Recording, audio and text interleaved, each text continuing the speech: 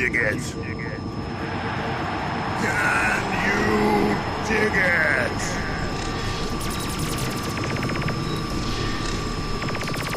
Ladies, gentlemen, friends, foes, lurkers, regulars, GMO people, organic people. Boiler room, inbound. 5, 4, 3, 2, 1.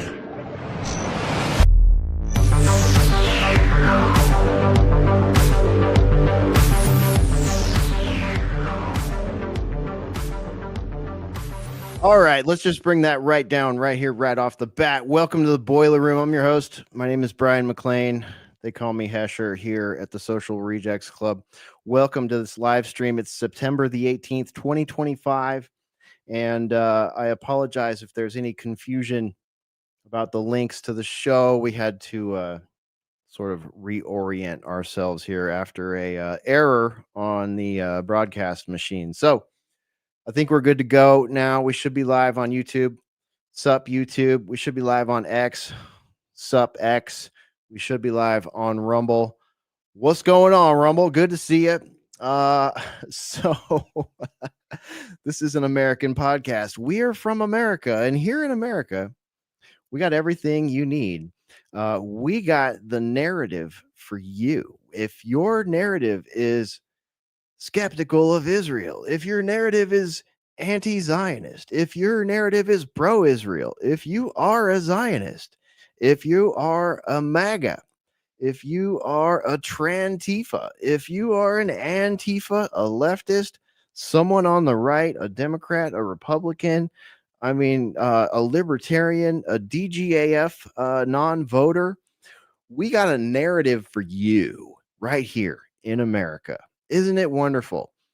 Whatever it is that you are sort of leaning towards, right? When it comes to worldview, we got that. We got something to support your confirmation bias. We got something to titillate you. We got something to piss you off. We got everything everyone needs. If you want to see XYZ group of people lose one of their constitutional rights, there's a narrative for you that supports that mindset. If you don't want to see anyone lose their constitutional rights, well, I'm sorry to say you're like me and you're in the minority. But this is where we're at. This is where we're at. No facts, no figures, no autopsies. No usable photographs, no usable video. Lots of theories, though, with the questionable photographs, the questionable evidence, the questionable videos, and the questionable narratives. That's right. This is Boiler Room, broadcasting live at alternatecurrentradio.com. We're going out live streaming right now to X, to YouTube, and to Rumble. And after that, out to all the audio podcast platforms. And we're very happy you joined us for this broadcast and that we somehow made it live. All the links I put out are probably done and dusted and screwed up, at least the YouTube ones. So there's that. So hopefully people on YouTube on the failure to launch version of tonight's show have found tonight's stream. Give us a shout out in the chat. Great to see some of our friends in the chat already. Yes. Very cool. Very cool. And also in our Discord, we do have a Discord. So you can join us there if you're brave. I mean, gosh, I guess people that use Discord now are under scrutiny yet again. Right? Like, what is that? Gamergate comes to bite us in the ass yet again. Echoes of Gamergate, echoes of 9/11, echoes of JFK, echoes of World War II, echoes of all of the converging conspiracies, right? And should we even have to be in this situation? Would we be in this situation if we were a country that, rather than look to divide people over identity politics, we're one that said, you know what? let's bring those identity politics down to this size instead of this size. But no, that is apparently not America in 2025. That is apparently not the Atlanticist bloc in 2025. And if that surprises you, well, welcome to the party. You should have figured this out in 2020 and 2021, but that's okay. You're still very welcome with us here in the Social Rejects Club. Speaking of which, let me start bringing in tonight's Social Reject Club. I'm going to start with Mystical Pharaoh here. Mystical Pharaoh, our resident scientist, our resident, gosh, I don't know, Mystical Pharaoh. Welcome back to the program. It's great to see you, man. How you doing? It's been 7 days since we've been live, and we were live the day after the Charlie Kirk murder incident. So we were chopping up everything we had at the time. It's now been a week. Welcome to the program, man. How you doing? How did you fare in the social and mainstream media streams this week? Well, thanks for having me and great to be here. Well, I don't know, man. I guess what I expected exactly happened. Storm from the right in the same direction I expected. Voices pushing for, you know, boxing the left and attacking them, right? And it's left versus right again, right? Um, and what's the solution? Pushing for more censorship and destruction of our First Amendment. That's what the right is for right now. And of course, the government is using. They do what they best they can, whether they are whether there is a grand conspiracy or not. But they always love to use events to push for agendas, right? And we saw that transpiring this week. And I don't know. It's I guess once you unplug from the matrix, you start seeing the code and you can see the events before they happen. And I guess my filter is pretty good because it's just what I expect to happen. Yep, I know what you mean. We even have listeners that have similar filters. There's Ban. What's up, Ban? Had a premonition you guys were live. You called it, man. You're on that Hesher wavelength when it comes to timing. Absolutely. And a lot of synchronicities happening. I'm noticing a lot of people very tuned in to coincidences, synchronicities, and stuff like that. And I think that is sort of a zeitgeist thing. This might be a little woo woo for some, but I think that's sort of a zeitgeist thing after an event like this. People, when everybody's questioning everything, there's like an elevated sort of, milieu, if you will. Oh, absolutely.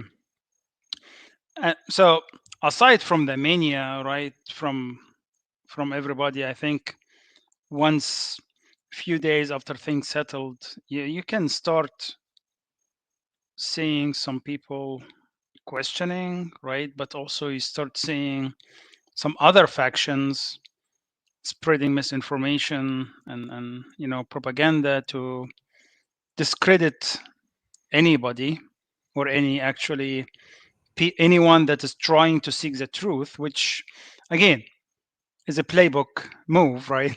Yeah. That's what they always do. Um, create chaos, have a bullshit narrative from the government or officials. That's what happened in Vegas. That's what happened in the Pulse shooting. That's what happens with so many other incidents. And this is no different. They got an old dude that now I guess he's being charged with child pornography somehow. Okay. Uh, yeah. And then Transtantifa came out, and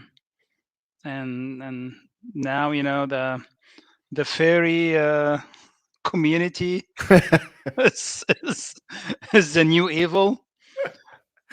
So hilarious, dude. It's Like so funny, man. talk about the least threatening group of people in the country, and everybody's like, "Oh no! Oh, they're coming to get us."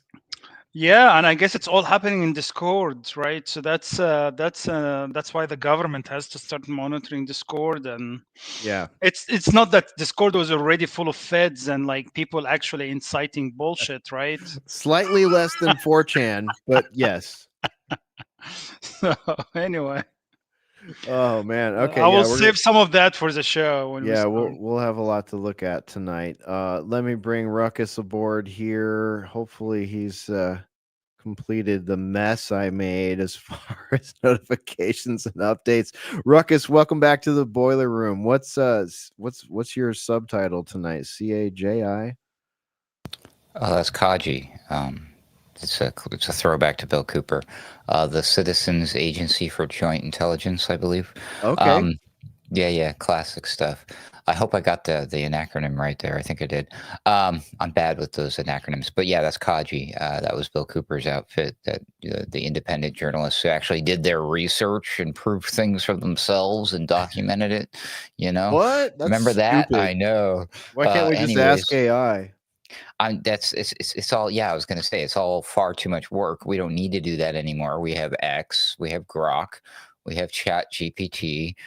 Speaking of X, thank God for X, the platform formerly known as Twitter. If it was not for them, I would have no idea that I should be absolutely frightened to my core of the scariest thing on the planet, Hesher, which of course are the transgender terror cells from Iran, which have infiltrated this country. And I don't know what to do with this, dude. I'm scared shitless of the queer resistance. And I don't, should I just give up all my rights now? How do I fix this? What do I do? How many masks do I have to wear to prevent myself from having to deal with this? These are the questions I have, my friend. The whole box. I mean, wear the whole box of masks, pile them out as far as Dr. Clown would, approve. So what is that, 50, 100 of them? Put them all on at once. We may as well put blinders on while we're at it, like good horses or something. But hey, at least, I don't know. I don't know if there's such thing as a silver lining at this point, but at least everybody is recognizing that nothing makes sense. So maybe that's a slight silver lining. Well, those dodgy little text messages that they released recently certainly ain't helping. The text messages. Oh my God. Yeah, we're going to get there for sure. Let me bring Spore in. Let's get some ice broken here. Going to introduce the one, the only, the very lovely and keeper of all things Whiskey Tango Foxtrot on the interwebs. Lovely Spore. Welcome back to the boiler room. How you doing tonight? I'm doing pretty good, considering the environment of the world. I'm happy to be here. Yeah, great to have you. All right, let's no, not that. Let's break some ice. What do you got to kick us off with tonight, Spore? Well, this one is brought to us from Al My Neck. What up, Pops? Al My Neck. This is from Zero Hedge. The title is Dystopian Toilets. Won't give you toilet paper unless you sit through an advertisement or pay up. So basically, this is originally comes from China Insider, and there's some video, I haven't caught it yet, but there are toilets that will only give you 2 plies of toilet paper if you watch an ad, or which I think you can scan a QR code for the ad, or you pay for the 2 plies of toilet paper.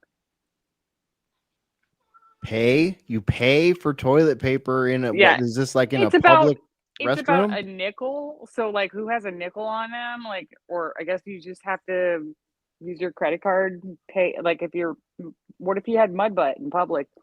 Maybe you need more than 2 plies.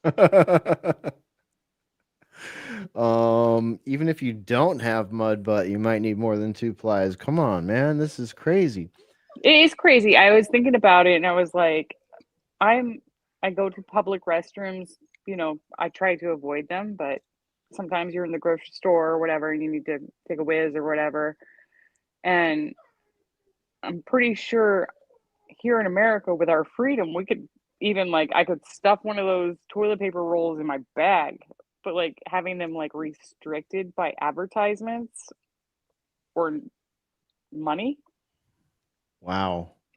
And this is of course China, everybody, okay? So but you can dang well bet they'll be using that WeChat app or whatever that is the sort of Chinese analog, sort of the inspiration to Elon Musk's everything, X being everything, right? Could you imagine being here in America? Like, say you're in a Buc-ee's, all right, for my Texans and Floridians and people that live in states that are lucky enough to have a Buc-ee's. Say you're in the Buc-ee's and you got to drop a deuce, and you go into the nicest bathroom in Texas, public bathroom in Texas. You do the thing, and then you're faced with a QR code that you have to use your X app and some Dogecoin to pay for a couple of squares. Well, not just that, but yeah, there's that. But also, what if it doesn't take as it's not as short of a trip as usual? You're just sitting there having to like watch a bunch of ads in a public bathroom stall. Oh Well, my gosh. that's not the problem. The problem is you scan the QR code and it goes to your X profile, and you saw that you criticize Israel, and then you don't get toilet paper, and you have to leave with a dirty butt because you're not allowed toilet paper. Oh, that's I was chatting with ChatGPT about this because I was hoping that it could give me some funny lines, but honestly, I think I'm funnier than ChatGPT at this point. always. But it was like it's the new pay-per-view for taking a dump. Paper poo. Paper poo. Well, I came up with that one. That would have been a good alternative show title. Wow. This reminds me of I believe it's maybe the very first or second episode, season 1 of Black Mirror, where, of course, like all Black Mirror episodes, this is a near future dystopia scenario, and people live in little coom pods, and their entire walls, all 4 walls, are television screens, and they have to get up in the morning and they have to ride this little like bicycle, right? Like a stationary bicycle, which generates power of some sort. So the humans being used as batteries, a la Matrix. And when they are done with their day, earning coins and whatnot and trying to get on reality television, they go back to their little coom pod. And in their coom pod, they are forced to watch pornography and commercials on all 4 walls that they live in. And the only way to not do that is to pay shekels, to pay digital credits, to pay the little bits of digital money that they earn by riding the bicycle all day, so that they do not have to watch pornography. Yeah, so that was exactly what it reminded me of, and I'm pretty sure it's episode 1 of season 1 of Black I think Mirror. so. It is. But yeah, it's like you have to sit there on a bike and get to a certain number if you don't want to be like surrounded by it's like ads and porn, if I remember correctly. Yeah. The ads were for like the big reality TV show, if I recall. It's been a while since we've watched it, but there's like a big, reality TV show. It's sort of like the plebs only, the serfs only way, the serf/plebs only way off the hamster wheel that they live on. And then, the main character in that episode discovers what it's like to be a influencer. Basically, like he becomes a reality TV personality/influencer. It's all, and that came out 2015. That episode's like 10 years old now. So here it is right here in China. as reported by Zero Hedge, I guess. Only 2 squares. So you're paying for 2 squares, or you're watching some ads for the rest of it. I imagine most people will just watch the ads. I mean, how different is that than what most people do on the toilet anyways these days? It They go in depends on there how much time you got and what you got to do in there. and how many credits you got, right? How many digital credits you got? Right. You might be saving up for your your next Temu purchase or your next Labubu doll.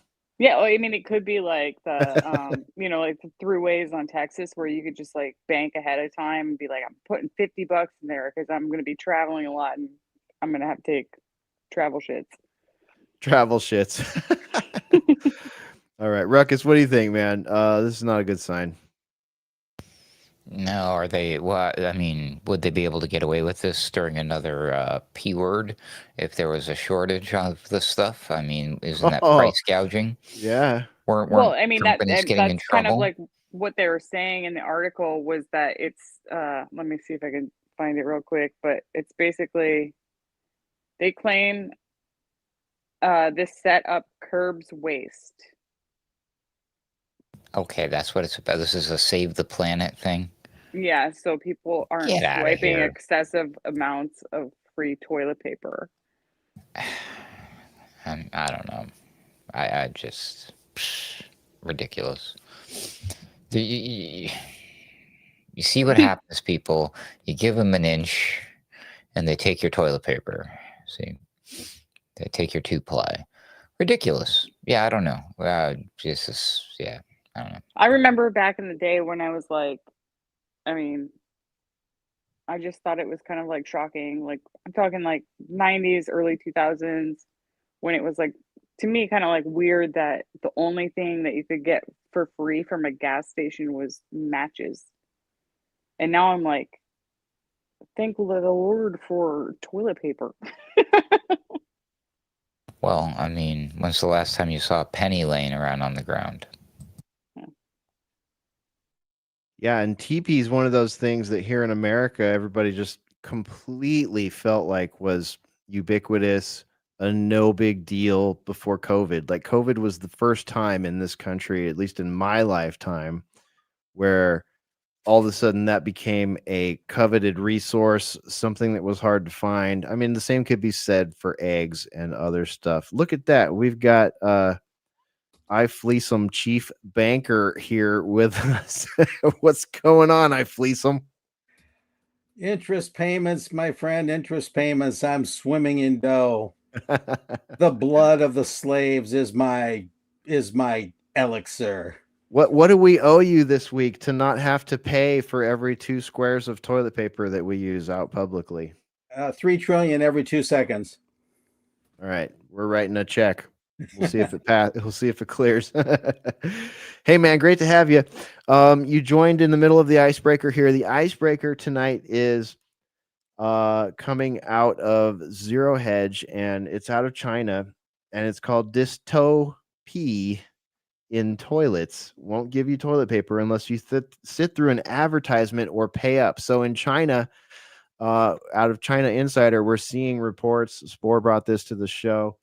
Al My Neck submitted it to her channel there in our Discord, which you should join if you're not in there. AlternateCurrentRadio.com is the website. Invite is in the main menu. But Mark, can you imagine that? Like I was using the example of, could you imagine if this came to America and you were in Texas and you went into a Buc-ee's, nicest bathrooms in Texas, right? They're always clean. They're plenty spacious. They're private. They have big, thick walls between you and the person next to you. But could you imagine seeing this on the wall when you go to grab a couple plies of ye old TP?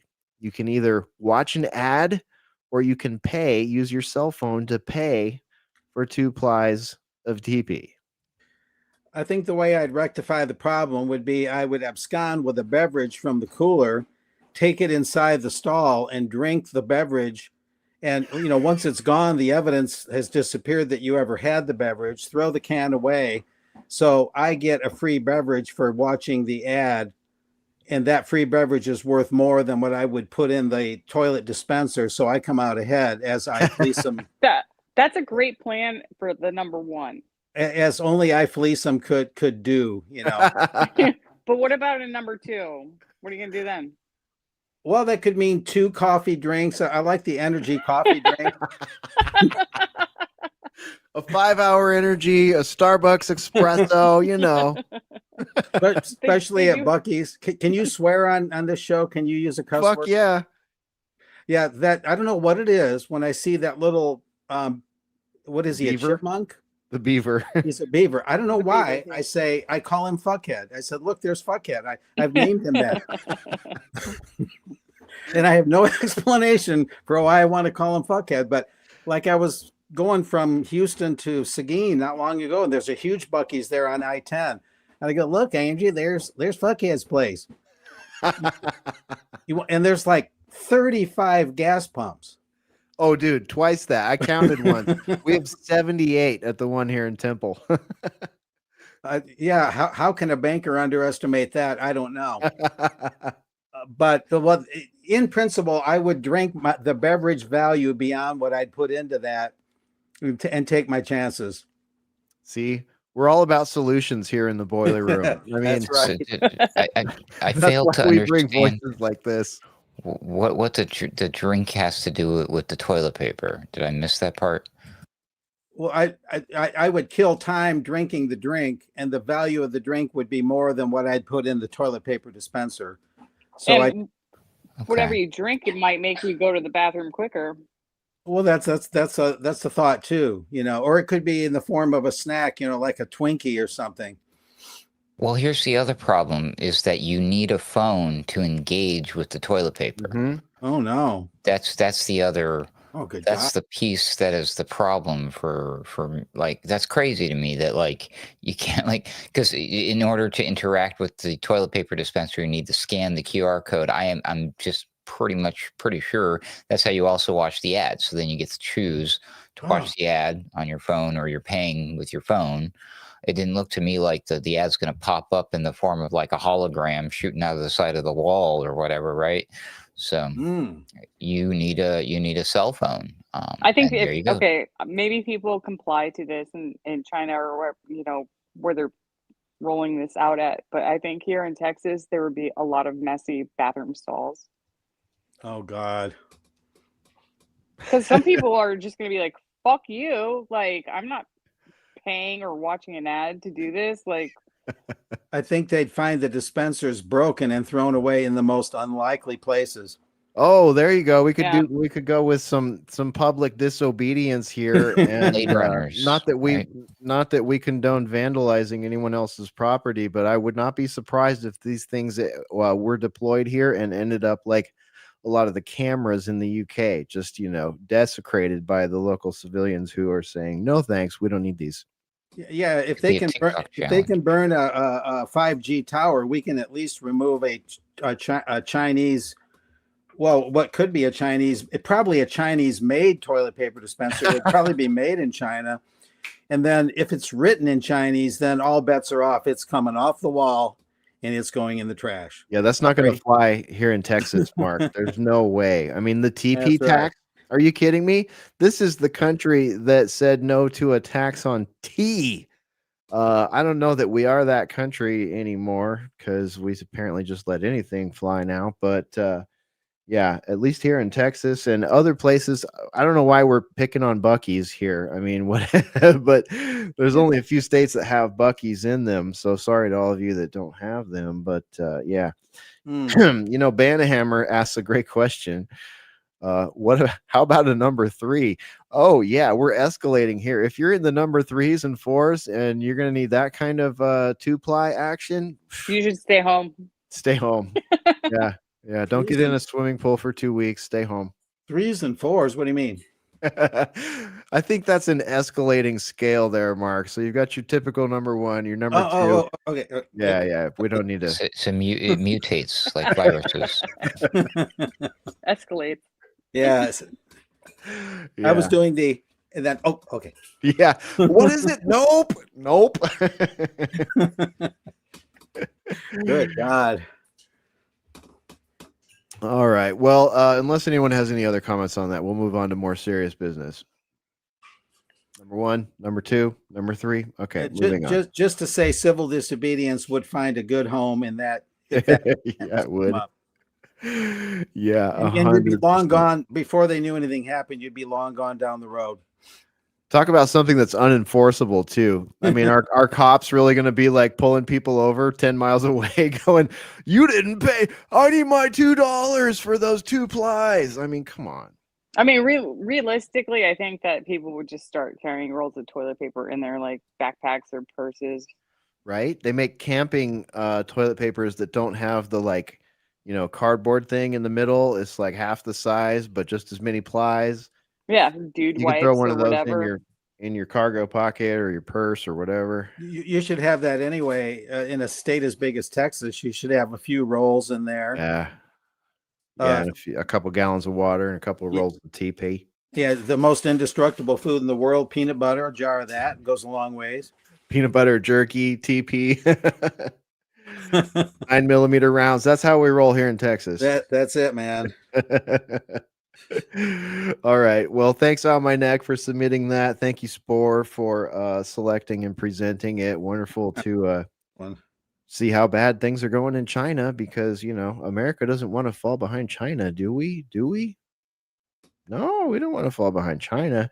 I mean, if they're doing mRNA, we should do mRNA. If they're doing, pay for poop, we should do pay for poop, right? Like, we should have that for our citizens. We don't want them to eclipse us or do anything, that we can't do here. We can't have that. Toilet tyranny could be very lucrative, for the deep state. And wouldn't that be the perfect, like, humiliative, like, ritual way to screw people over, like in the United States? If you really wanted to take it down to the, a dirtier level, just straight to number 2 and 3 if you're having a bad day. Mm-hmm. Yeah. All right. All right. Anybody else? Any further comments? Plus those devices, you just know they have a camera in them. Oh no, you're right. Pretty much anything that looks like this. Here, let me put it on the screen again.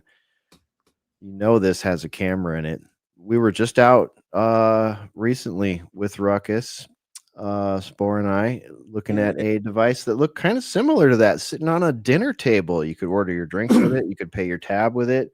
Didn't look very different. You could not get toilet paper from it, though. Did not get toilet paper out of it. Does the toilet paper come right out of it? Does it dispense from there? Or like, how do they? It's very strange, isn't it? Like, what kind of toilet paper dispenser hardware technology are we talking about here that you can't China get in has there? different kind of toilet paper. It comes out like a little ticker tape. Like, really? I can't just get in there? Because in America, you could, like, even if you ever been in one of those public bathrooms where, like, the toilet paper is like in this big, plastic shroud, and you have to like reach your hand up in there and like spin it a few times to get a square out, to get it started. Yeah. What's to stop me from doing that in the Chinese one?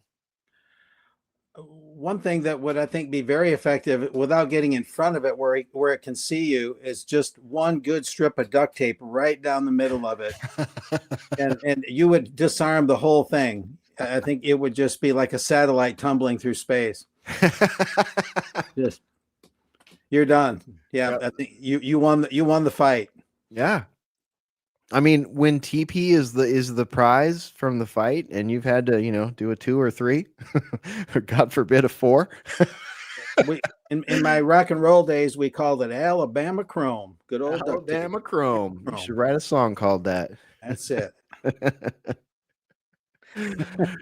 Oh man. All right. Well, let's get off the pot here and see if we can't chop up the last 7 days of media. So, Mark, you weren't able to join us last week. Charlie Kirk was murdered in very public fashion in front of everybody. At least that's the mainstream narrative that we are seeing.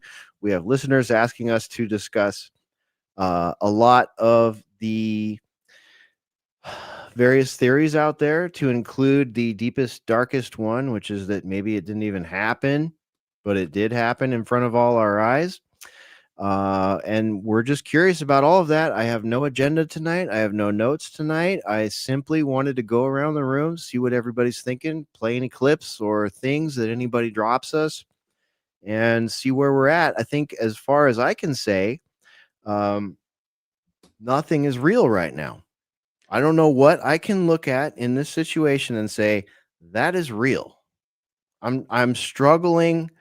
I mean, I can look and say that narrative that I'm seeing from the government is the narrative the government is giving us. These alternative narratives, many fold on social media, are a narrative I can look towards. There are a lot of pieces of evidence towards most of these narratives. But in the end, if you're using journalistic practices, I'm going to go to I Fleecem first here because he's our journalist.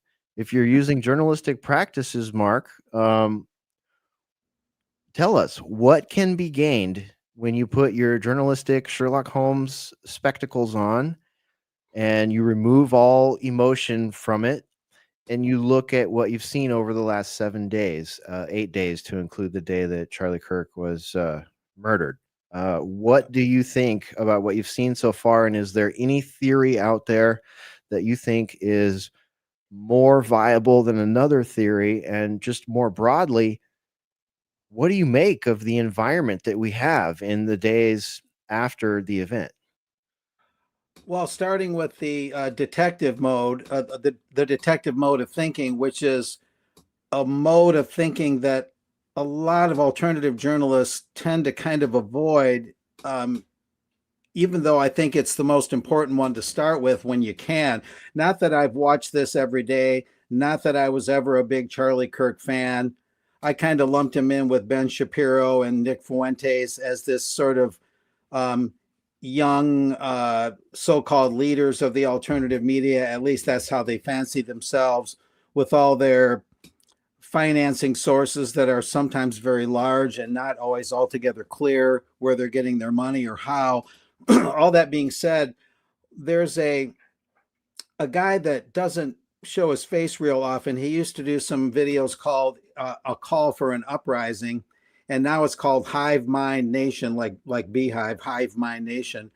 And he did a video that I happened to play some clips from today on my RBN show, Stop the Presses at republicbroadcasting.org. And I just put it out there as a what if. I didn't have any definitive, like you said, no agenda. I have a cousin named No Agenda, haha.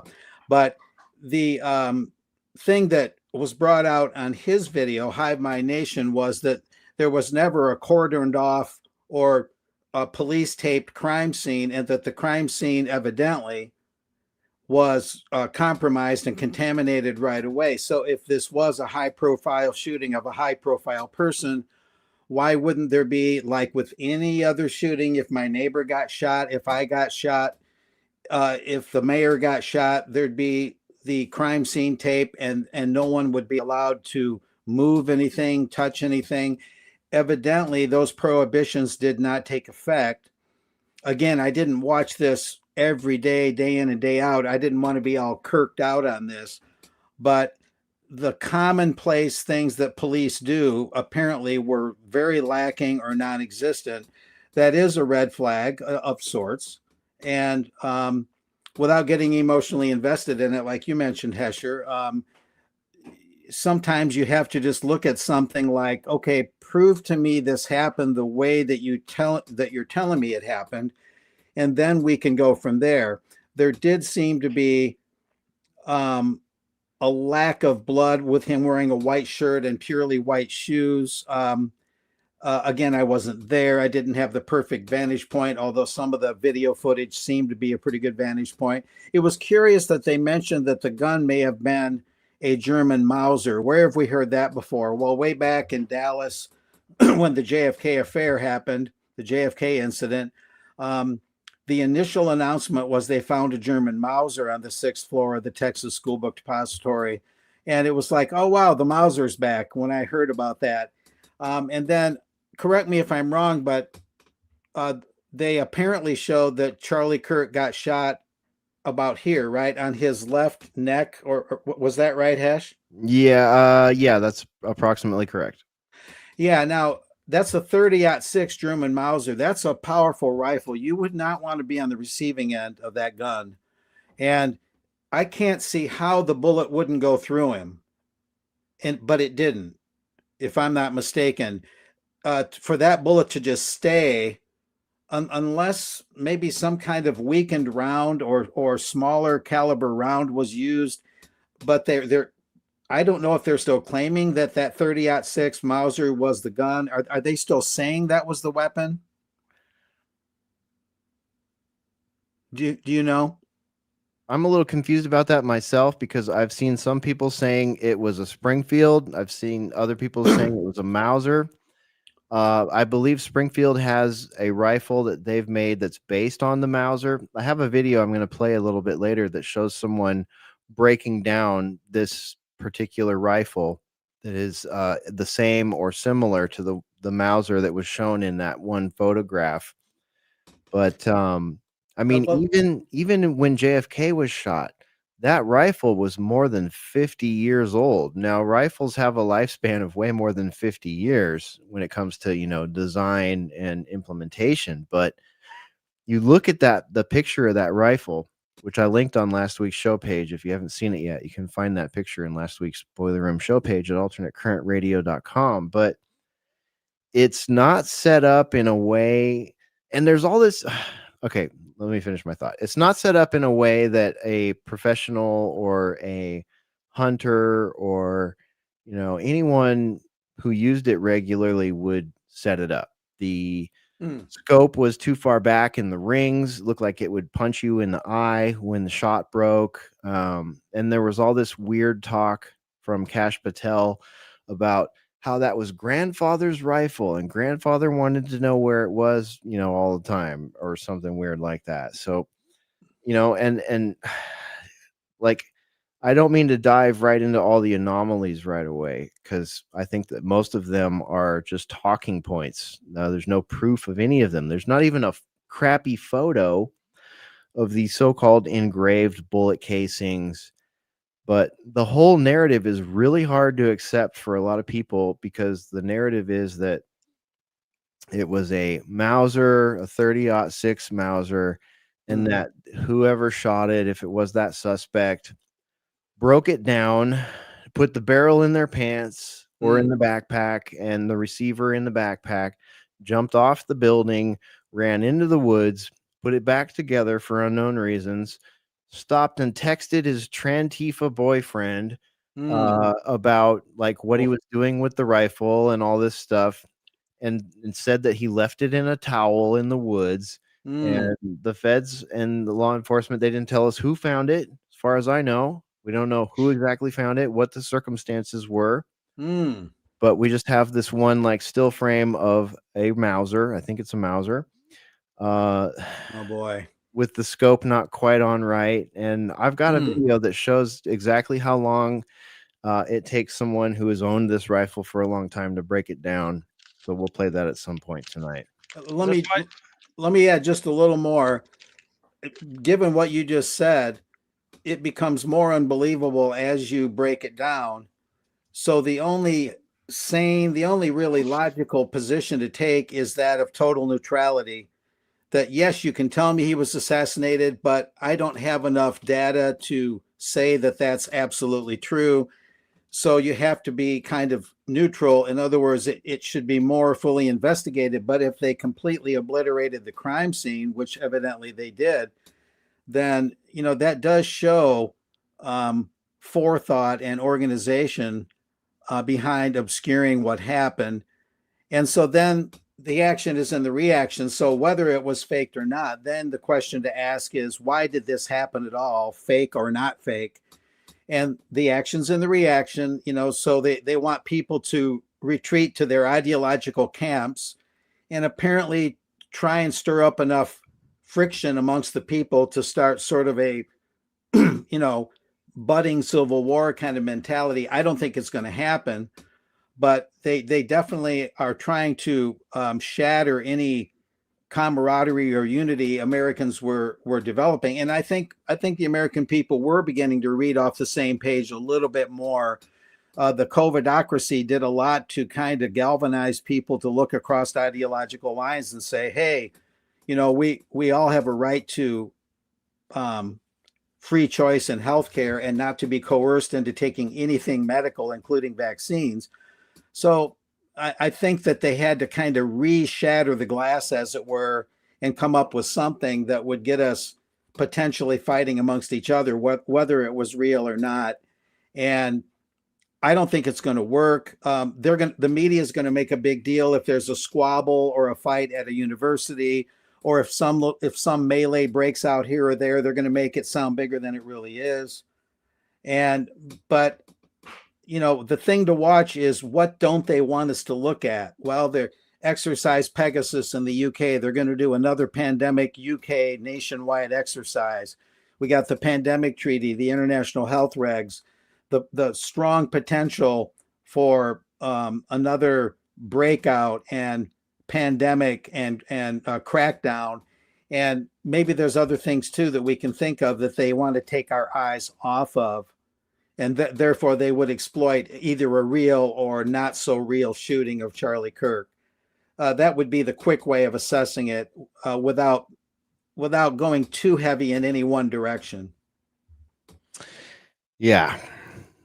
It's just gotten completely insane in the I don't know, what do you call that? I guess the top tier, the S tier of mainstream podcasters. Your Tucker Carlson, your Candace Owens, your Nick Fuentes, your Megyn Kelly, right? And then you've got everybody at RAV, everybody at Real America's Voice, Steve Bannon being the sort of flagship show there. You've got other people there like Eric Bollinger or Bolin, I don't know, that guy. So it's been really interesting to kind of watch a lot of the RAV material.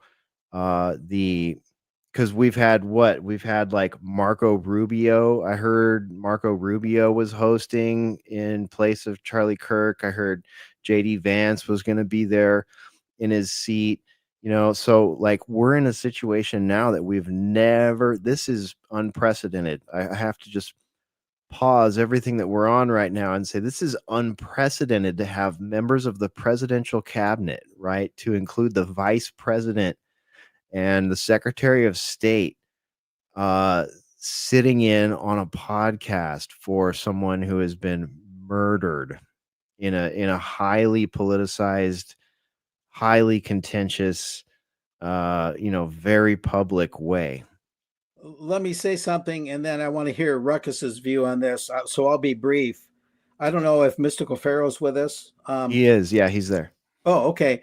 Another thing I mentioned on RBN today is that, and this was a preliminary statement, I'm not totally sure on this. It seems like those that consider themselves the leaders of the alternative media, and I'm not being disparaging toward Candace Owen, but including her and Nick Fuentes and Ben Shapiro, the former Charlie Kirk, whatever the situation there, and some of the stuff you mentioned, they seem to be doing what I call framing.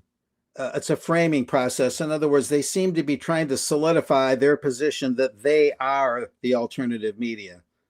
That if you don't watch CBS, ABC, NBC, and all that, that the next level, the trustworthy level, is this Steve. So Bannon. People that used to work for ABC, NBC, CNN, Fox.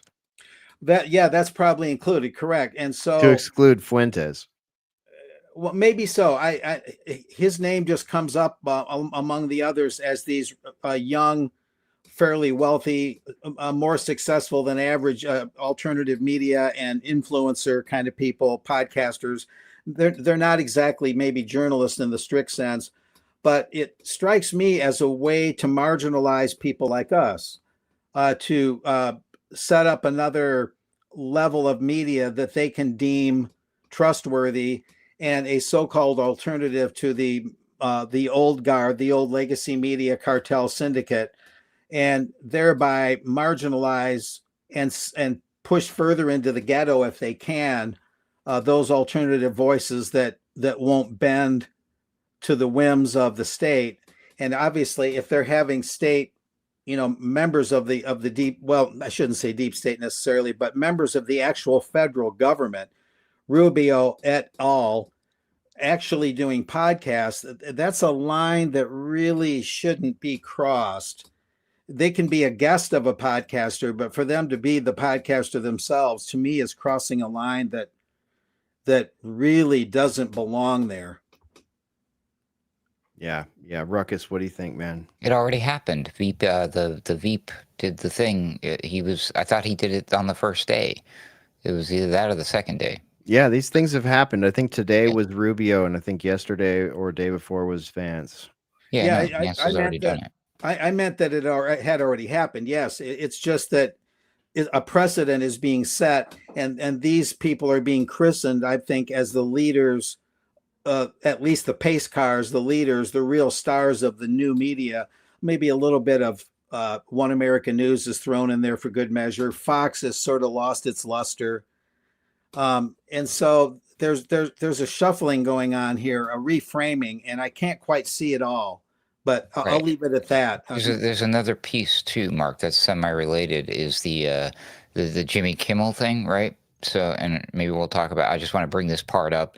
Apparently, what they're doing is in the place of his program, is they're doing Kirk.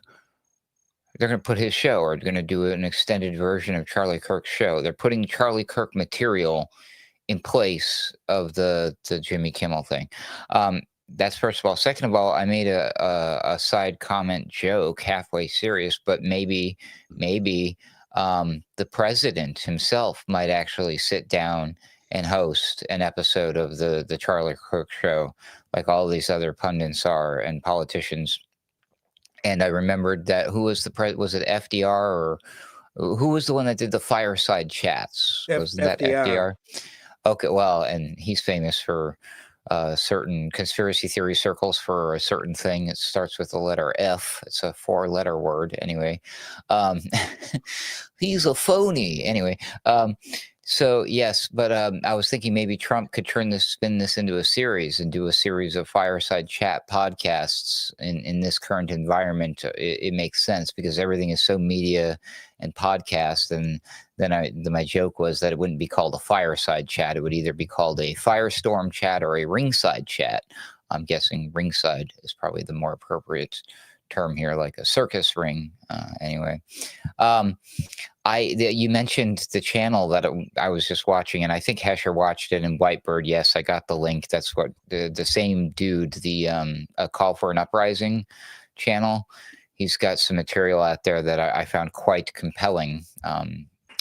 He's got a lot of material that I find quite compelling, but I was already down the rabbit hole with the whole completely what the F is going on. I have never seen so many nailed it. Freemasonry, esoteric symbolism, the 33, all of that stuff. I'm just like, usually there's just a little bit of this stuff and you have to like make a few jumps through some hoops. No, this is all right in your face. Like, this is some crazy stuff. So there was one video that that guy was showing the Hollywood special effects stuff. I don't know if you saw that with the squibs and yes, I did.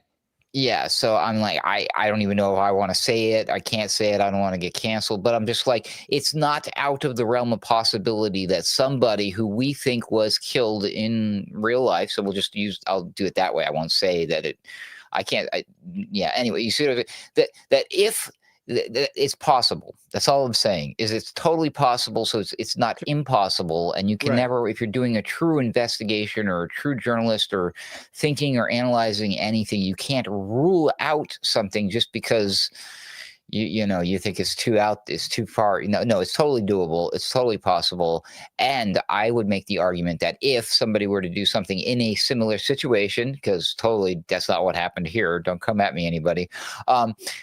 That would be the best case scenario to do something like that, is do it in front of a bunch of people, because people are terrible with their memories. People are terrible witnesses, especially in the heat of a moment when you hear a loud gun crack and you see that, whatever, like, how many people in the crowd, if that happened, like, because again, we're not saying that happened here, but if that happened, something like that happened, and you saw and some blood spurting, like, how long would you be sitting there staring at watching the guy with his blood, or would you be immediately reacting and preserving yourself, or would you be laser focused on what you're seeing? No, you're in scared mode. You're in and you're again, your mind is going to play tricks on you. And then what was the first thing that they did is they collected all the cameras, right? So again, if this were to happen, if I were to, fake something like this, I would grab all of the cameras, grab everybody's cell phones, take all that footage, and hey, if we want to release something to the public, hey, maybe I could tweak that a little bit here and there with some AI or something. I mean, that's not out of the realm of possibility now, is it? A real quick question. Again, my watching of this was very intermittent. They confiscated as many cell phones and cameras as they could. Is that correct? Correct. Well, okay, then. I mean, if you're Columbo or Sherlock Holmes or Adrian Monk or something, I mean, that's going to be really in your face. What about the guy? Didn't you see the guy who immediately after, because you were talking about the lack of it being treated like a crime scene, the guy who is the head of their media tech or IT guy immediately wipes down, takes the camera down and takes it all apart real quick and stuffs it in his bag? What's up with that? Yeah, exactly. So, okay, so then, I mean, when you have so much preliminary evidence, circumstantial, physical, visual evidence that something is very awry here, that it may have been faked, then you have to wonder, and this is where it gets a little scary, that you'd have to assume that the higher people in the echelons of power, including the president himself, including Rubio, you'd have to assume that they know it was fake.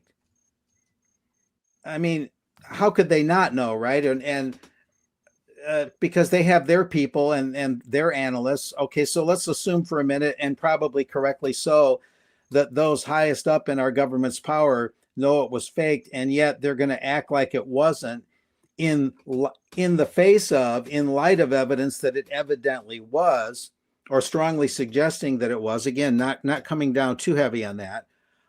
So, in other words, they're going to blatantly lie about the whole premise of the whole thing and then start doing podcasts themselves, all of it based on what appears to be a lie. And then you have to wonder what kind of contempt they'd have to have for the American people to base it all on a lie. I mean, it's one thing to lie about little details, but ultimate contempt.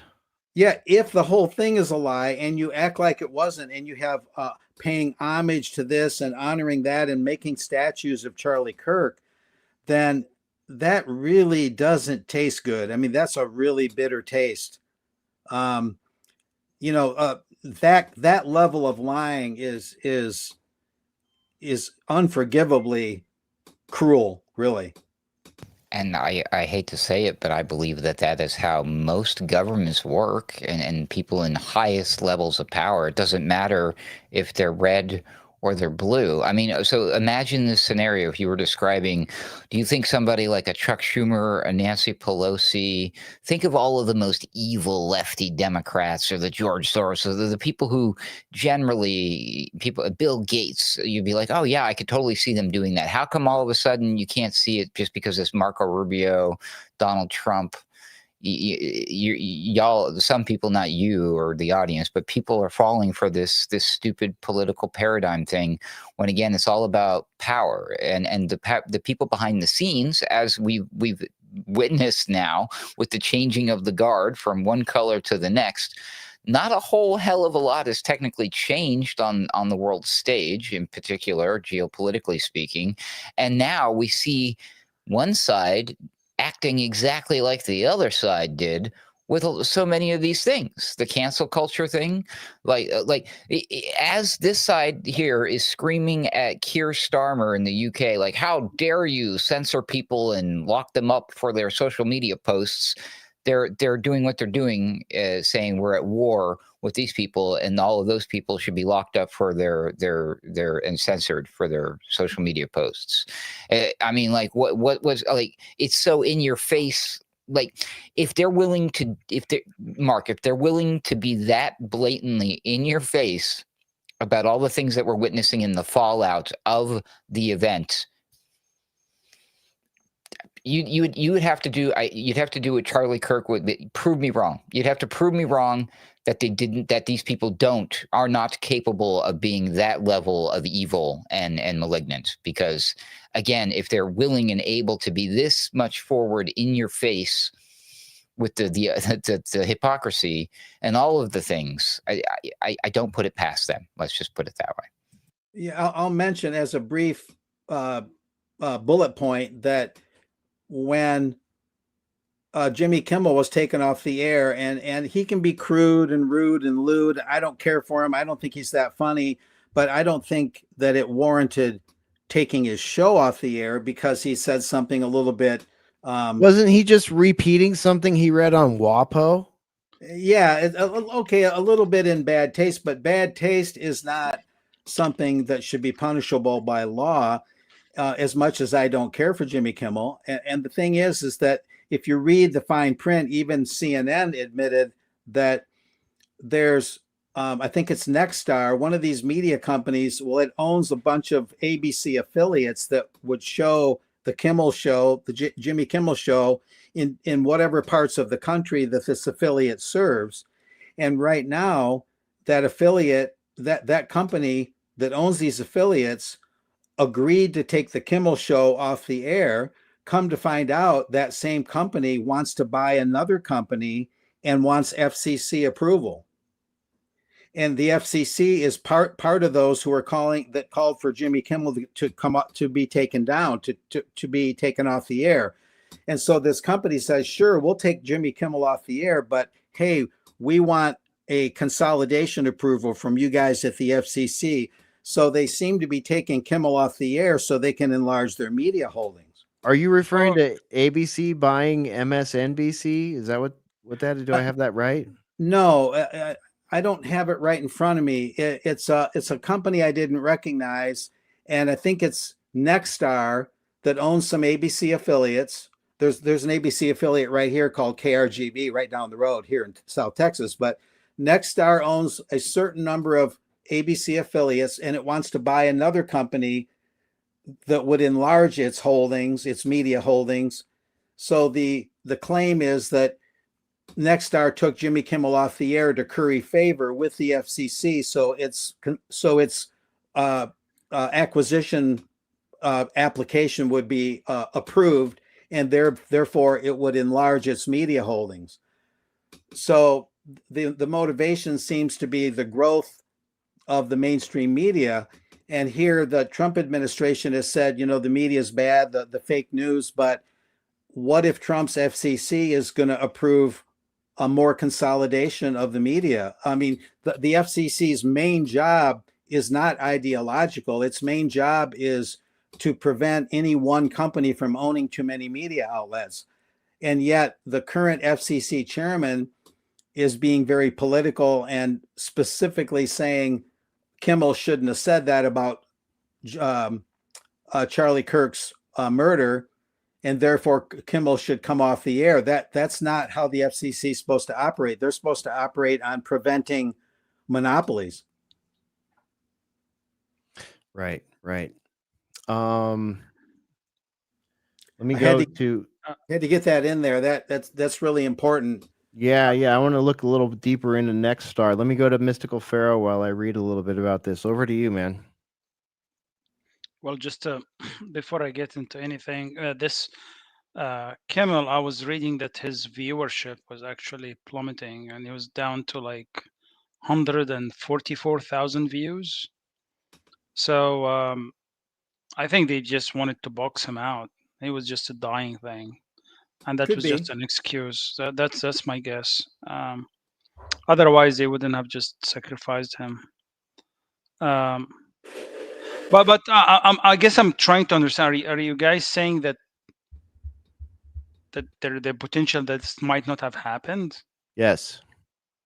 I don't know. I don't know that is a thing that's going around. And Pharaoh, one of the things that people are pointing to when they're saying that is, number one, the very rapid processing of Charlie Kirk's body and into, a casket, the very odd presentation by his wife in front of his body in the casket less than 36 hours after he was shot, the destruction of the crime scene.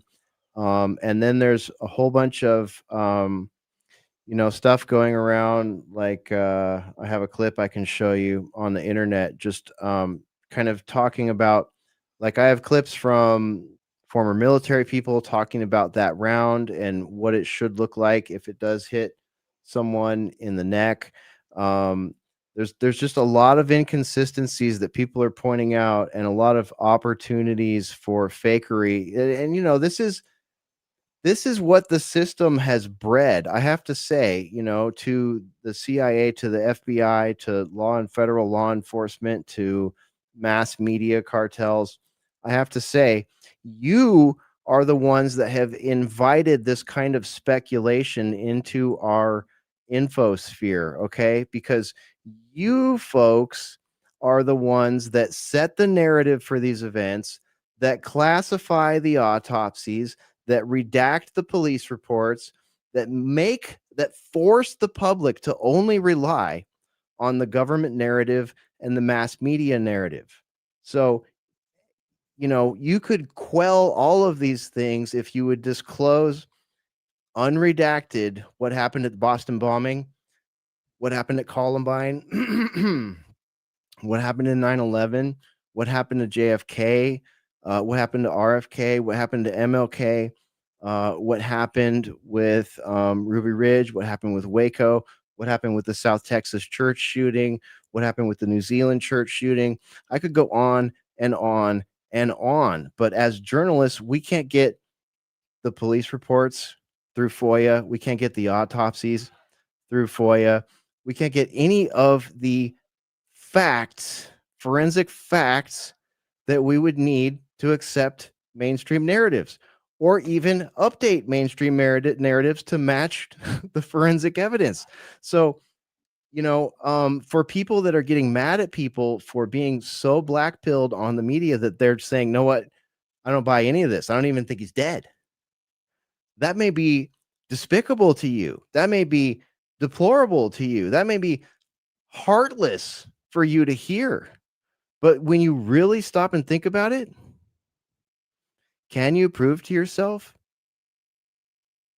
literally, actually, in a way that makes sense, that you could convince someone else that your opinion on any of those events is correct versus theirs without those autopsies, those police reports, that forensic evidence, the interviews?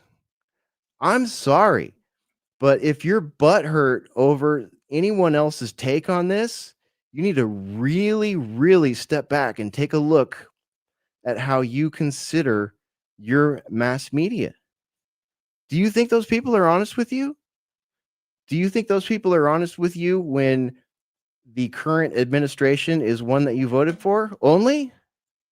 Do you think they lie to you 100% of the time when it's the administration that you didn't vote for, the one you voted against?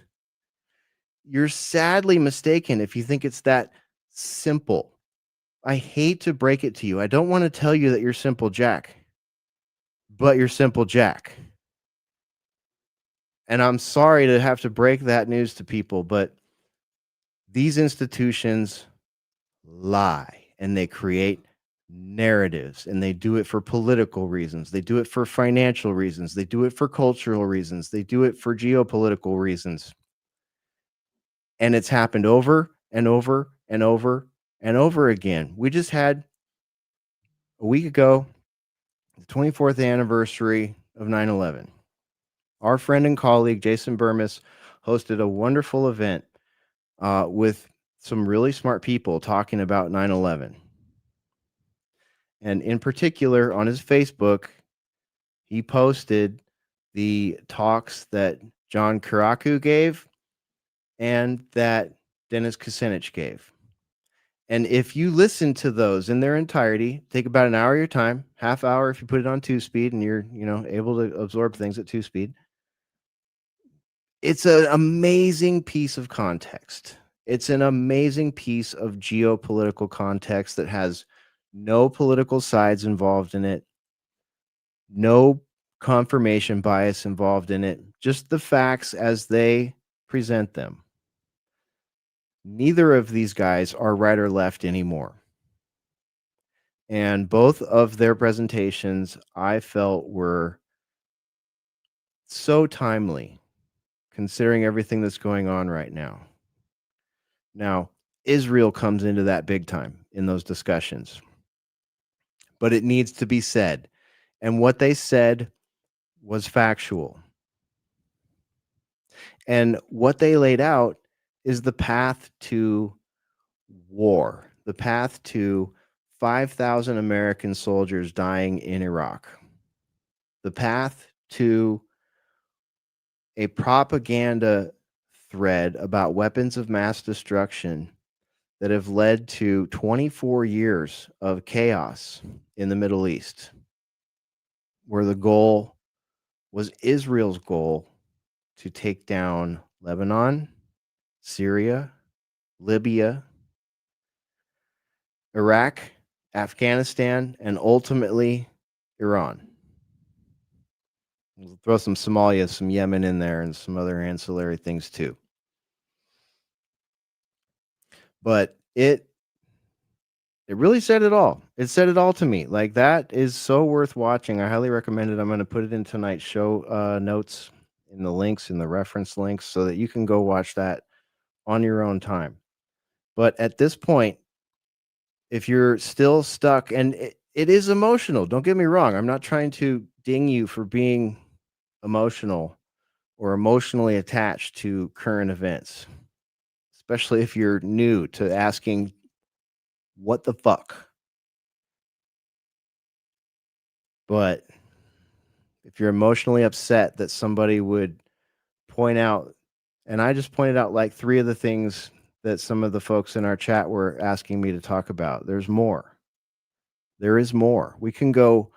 That's the thing with this event. You can go way down the rabbit hole on how it didn't happen at all, right? Like Epstein didn't kill himself. You can do that. And there's enough there to completely back you. I could do an entire show on how this was faked. I could also do an entire show on how this was done by the Mossad. I can also do an entire show on how this was done by the Mossad and the CIA together, and maybe MI5. I could also do a show on how this was done by Trantifa. I could also do a show on how this was done by Antifa. I could do a show on how this was done by a MAGA weirdo. I could even go Jimmy Kimmel on you. I'm pretty sure I could pull an hour out of that one and bring weird receipts that for all of these that actually amount to nothing. That's where we're at. So sorry, Pharaoh, there, I interrupted you. I do have some receipts on this whole it was completely faked and Charlie Kirk is still alive thing. There are points in there that are head scratchers and will stop you in your tracks and just make you go, maybe they're right. But I could do the same thing with every other one of those theories that I just mentioned. But this one is going pretty strong. I would say, let me go around the room, see what everybody else's temperature is on this. I would personally say that Israel did it seems to be the number one trending concept, right? Theory, if you will. And again, we wouldn't have to, as a public, make fucking theories if we had a government and a media that were honest with us. That's why this happened. It's not because people are dicks.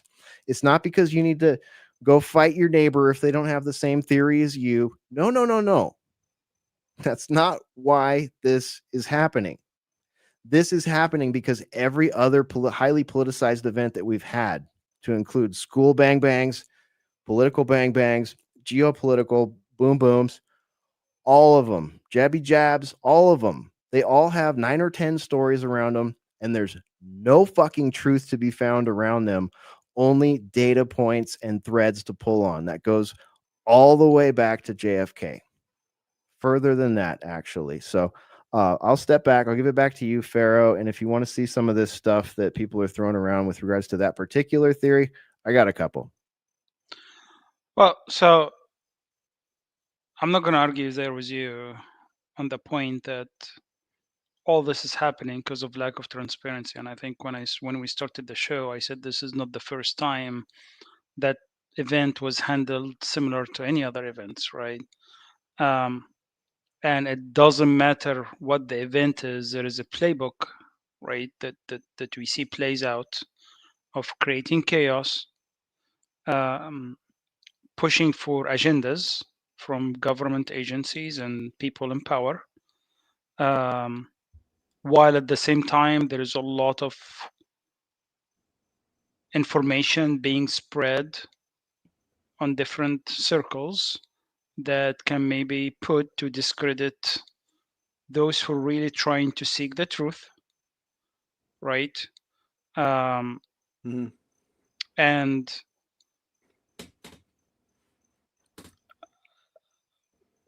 I don't think there is anybody right now has enough evidence to make any conclusion on anything, right? But what this point to is everybody needs to just slow the F down, right?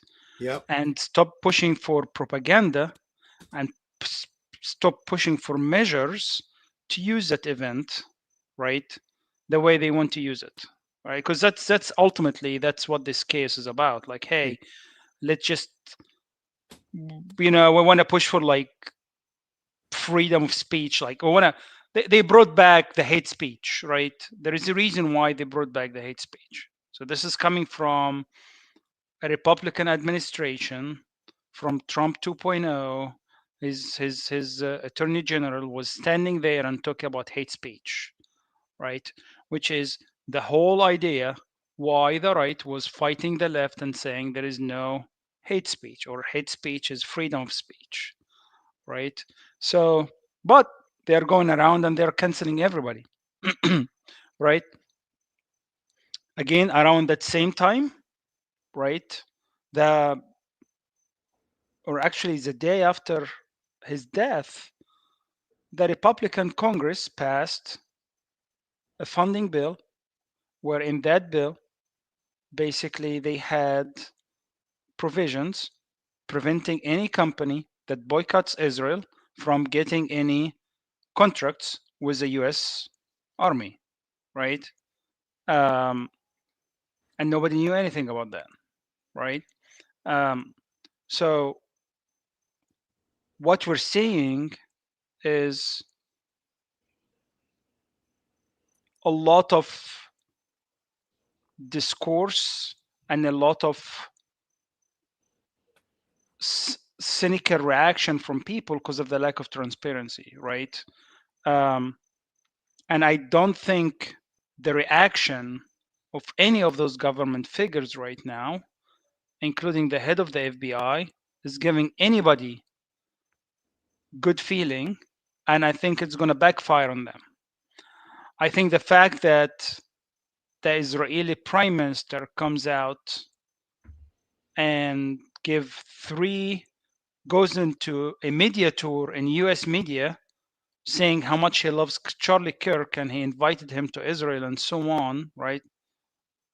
Yeah, here you go. That's a great one, right? It's Valhalla Cash. Valhalla, yeah, Valhalla Cash. Yeah, right. So it's the fact that he comes out and do a media tour in US media, the fact that few days after Charlie Kirk's death, 50 US representative goes to Israel, right? It was 250. Is it 50 or 200? And then they make this weird like 50 state, one Israel event that is creepy as F, right? And Dude, if you have actually a video of that, I would think you should play it. But it's all right, I'm really gonna look like, for it. I'm gonna look for it while you talk. right? I do have it in my bookmarks somewhere, but my bookmarks for the last 7 days are just bananas. The fact, the same time, the U.S. ambassadors come out from Israel, keeps pushing for those, narratives about Israel and U.S. The fact that the our Marco Rubio basically goes to Israel, right, and do his tour and his prayer and the wall and so on, right? Kiss the wall. Kiss the wall. The fact that Trump today goes to UK and stand there with the king and say, talks about October 7th and talking about how horrible it's actually the worst event in human history based on Trump word. Yeah. He described October 7th as the worst event in human history. Tell Can that you to the families of the people that survived, that lost loved ones in 9/11, dude. That's all I gotta say. I know, right? But this is came out from his mouth, Tell Anthony Fauci that. Yeah. Yeah, right? that is abhorrent. That's just yeah. Yeah. So and I think it's all gonna the fact that 2 days after, not 2 days, like few days after, Ben Shapiro, Matt Walsh, and Koalas goes and take over Charlie Kirk show, right?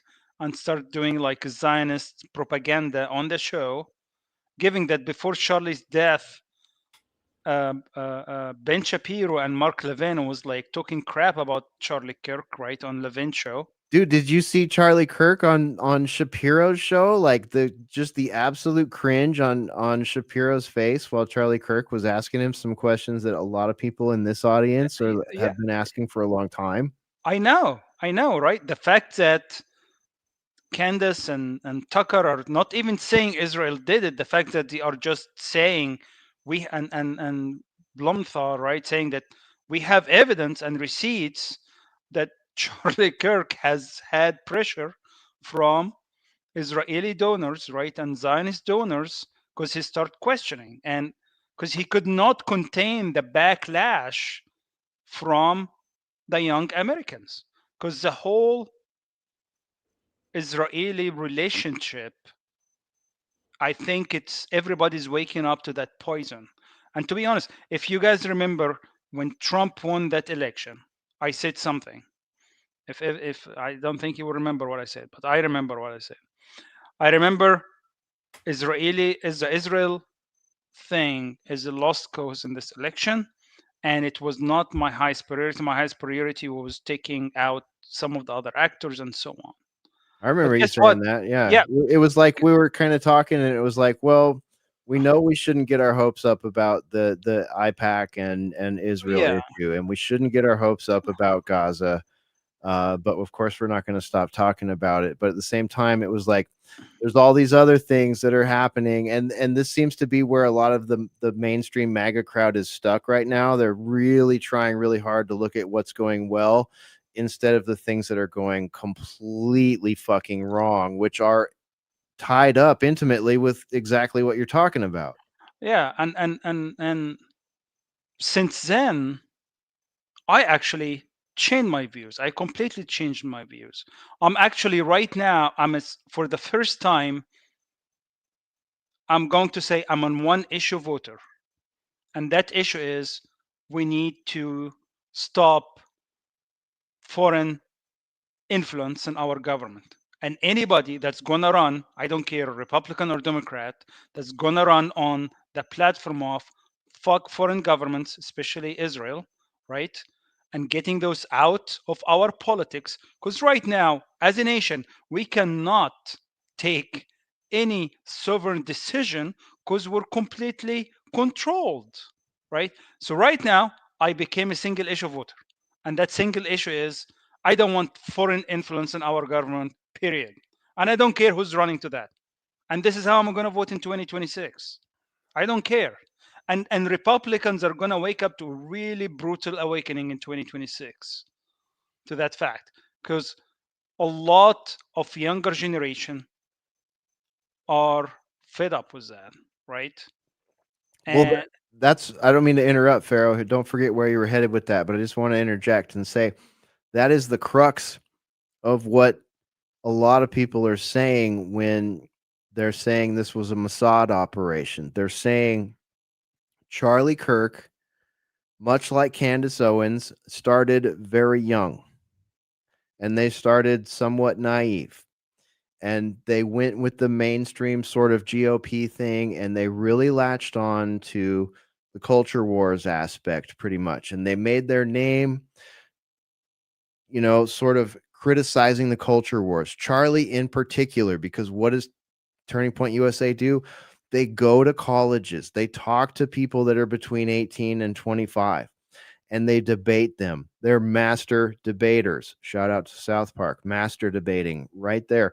Charlie Kirk is the poster child for master debating people that are younger than him, while he has a team of people around him that help him with talking point. Not that he wasn't smart enough to come with his own stuff on his own. I'm not taking anything away from him, but he did have a multi-$100+ million organization by the time this happened to him. And he did exactly that. He rode the culture wars thing. Like Boiler Room, we've taken a lot of culture wars things on before anybody else would here on this show. We are like the Masons of culture war criticism here. And it doesn't bother me that we don't get the credit we deserve for that. Like, that's basically the reality of the icebreaker segment of this show. That's what we were trying to point out, going all the way back to a decade ago. But things have changed so much. The geopolitics are so important. The national politics are so important. The effects of the lost culture war are so important. And I'm sorry, it's been lost. Not that one side won, but that it fractured the country into different camps and made it political to have cultural ideas. Right? So Charlie, he rode that rocket ship. Dr. Strangeloved that rocket ship of criticizing culture wars. Forgive the Cash Pateledness of this, but right to Valhalla. That was his thing. And, to see like people on the right grab onto it now and say, oh, we want to be like people on the left, and cancel people for criticizing this whole thing that has been created. Hesh, I got to say, Hesh, that was a rich club sandwich of metaphor there. Thank you. Randy J would be proud of me. He's my metaphor guy. Boy, Dr. Strangelove, I can see him with the cowboy boots riding the rocket. Yeah. That was a good serving of metaphor. I feel like I had the dessert after the meal here, so to speak. We're just getting started, Mark. Woo! Boy, it's like, whoa, Thanksgiving. Sorry, Pharaoh. But hey, I got to sign off soon. That morning cup of coffee is like 5 minutes away once I fall asleep. All right, man. We'll let you go. You got any save rounds, final thoughts? Be sure to give a shout out to where people can find you. Obviously, we can see it. If you're watching, you can see it there in Mark's subtitle, www. Do people still even say that anymore? thetruthhound.com. Right. UK column Fridays, and Republic Broadcasting Stop the Presses has been moved to Thursdays at 1 p.m. Central, 1 hour long. And I covered this issue today, the Kirk riddle, I called it, in the show notes. But hats off to you guys for having the cojones to question the basic narrative. I'll just part with this. I discovered there was another version of 1984 made into a movie. The earliest one I found was made for TV, then converted to a movie starring Eddie Arnold and Lauren Green, of all people. Then I found that one had been done starring Edmund O'Brien in 1956. So that's in between the first one and the one in 1984 starring Richard Burton and John Hurt. And the one made in 1956 seemed to have, if I'm not mistaken, a little more emphasis on what the final goal is of the all-powerful state.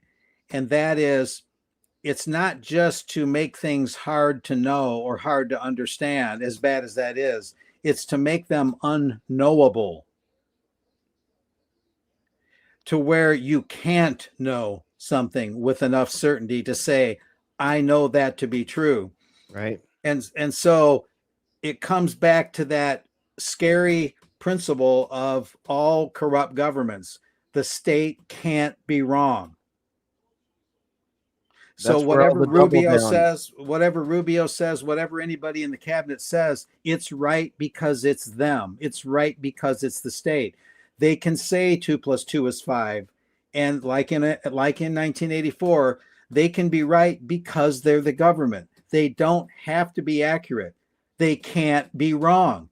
Drive that home. Think about what that means. And and Mark, you know what government has that down to a science? Israel. We are seeing our government In association with the U.S., yes. in association with the US, Israel has that down. And you know why they have it down better than any other country? It's because they have the ultimate victim card that they can whip out. And you saw Netanyahu do it. You saw him bring out the ultimate victim cards, which are Holocaust, and then the ultimate unification card, which is Judeo Christianity, which doesn't exist, right? But we're not allowed to say that, right? We're antiseptic if we say that. But that particular government, like if you watch in particular on some of their interviews, some of the like 60 Minutes interviews, some other ones, I mean, we've played clips of it here on the show, telling people here in America, we write the script, we set the players, we control everything. And if one of your politicians steps out of line, we can remove them. We can do anything that we want. I'm paraphrasing here, but I'm not exaggerating. This is exactly the kind of stuff that has come out of that government for a really, really long time. And people are realizing it now.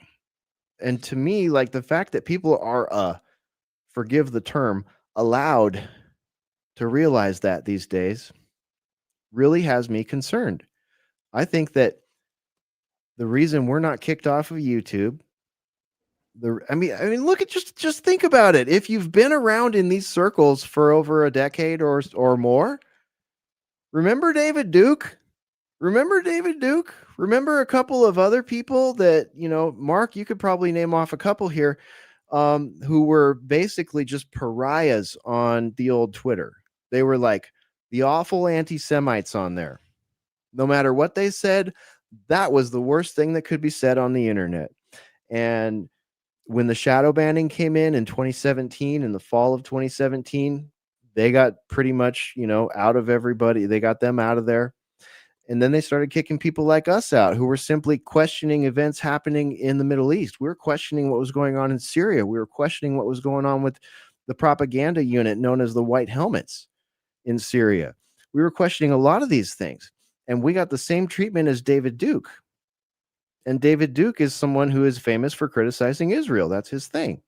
And we were simply criticizing the propaganda that we were seeing come out of the Syrian conflict between 2014 and 2017, and then totally shut down for it. And those visibility filters and shadow bans have not been lifted for 21stCenturyWire.com or for Alternate Current Radio, or for a number of other people out there. Many of our colleagues, a lot of their accounts don't work right and should work right, because now these things are okay to say. Now Nick Fuentes can go on X and YouTube and drop the N-word all over the place and use all kind of racial epithets against anybody while speaking somewhat based. This is new. And this is exactly what I'm afraid is happening right now. This is exactly why I'm afraid that the Israel did it narrative, which is, in my viewing on social media, the most popular one right now, and people coming at it with many receipts and many reasons for why they think that is. It's not being shut down. It's not being banned. It actually looks like it's being boosted. What is with that change? Are we looking at a future where the next president or the one after that, let's say God forbid, President Gavin Newsom in the year 2028 says, you know what? Much like the previous administration Donald Trump ran, we're tired of all the antiseptic speak out there.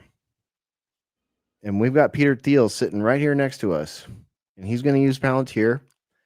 We've got Eric Schmidt sitting right next to us. We've got, Elon Musk sitting right next to us across both administrations.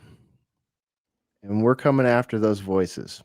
Or martial law happens. Let's say, God forbid, yet again, other names. We've seen other names being casted out as you're next on the list, next to Charlie Kirk, right? Some of those names I've mentioned already. S tier, meaning top tier, podcasters. You're on the list next. Let's say all the same thing happens to all of them. Does the government crack down? Does the Trump administration crack down in the next 12 months after this happens 3 more times? And start removing constitutional rights? What happens when the next administration comes in? Yeah, that would explain the action reaction phenomenon. Ratchet it up, use that as an excuse to go after Second and First Amendment rights, ratchet it up some more, thereby thinning the herd of the alternative media down to the accepted few, and basically, if not criminalizing, at least seriously discrediting the larger universe of the alternative media. But the good news is they would only do that if they thought they were losing the narrative, which they are, and they're getting desperate. If we're reading this right, based on what you're saying, Hesh and Ruckus and Pharaoh, if we're reading this right, then it's because they were fearful of losing the narrative, because they can't lose it. Once they do, the toothpaste is out of the tube. You can't put it back.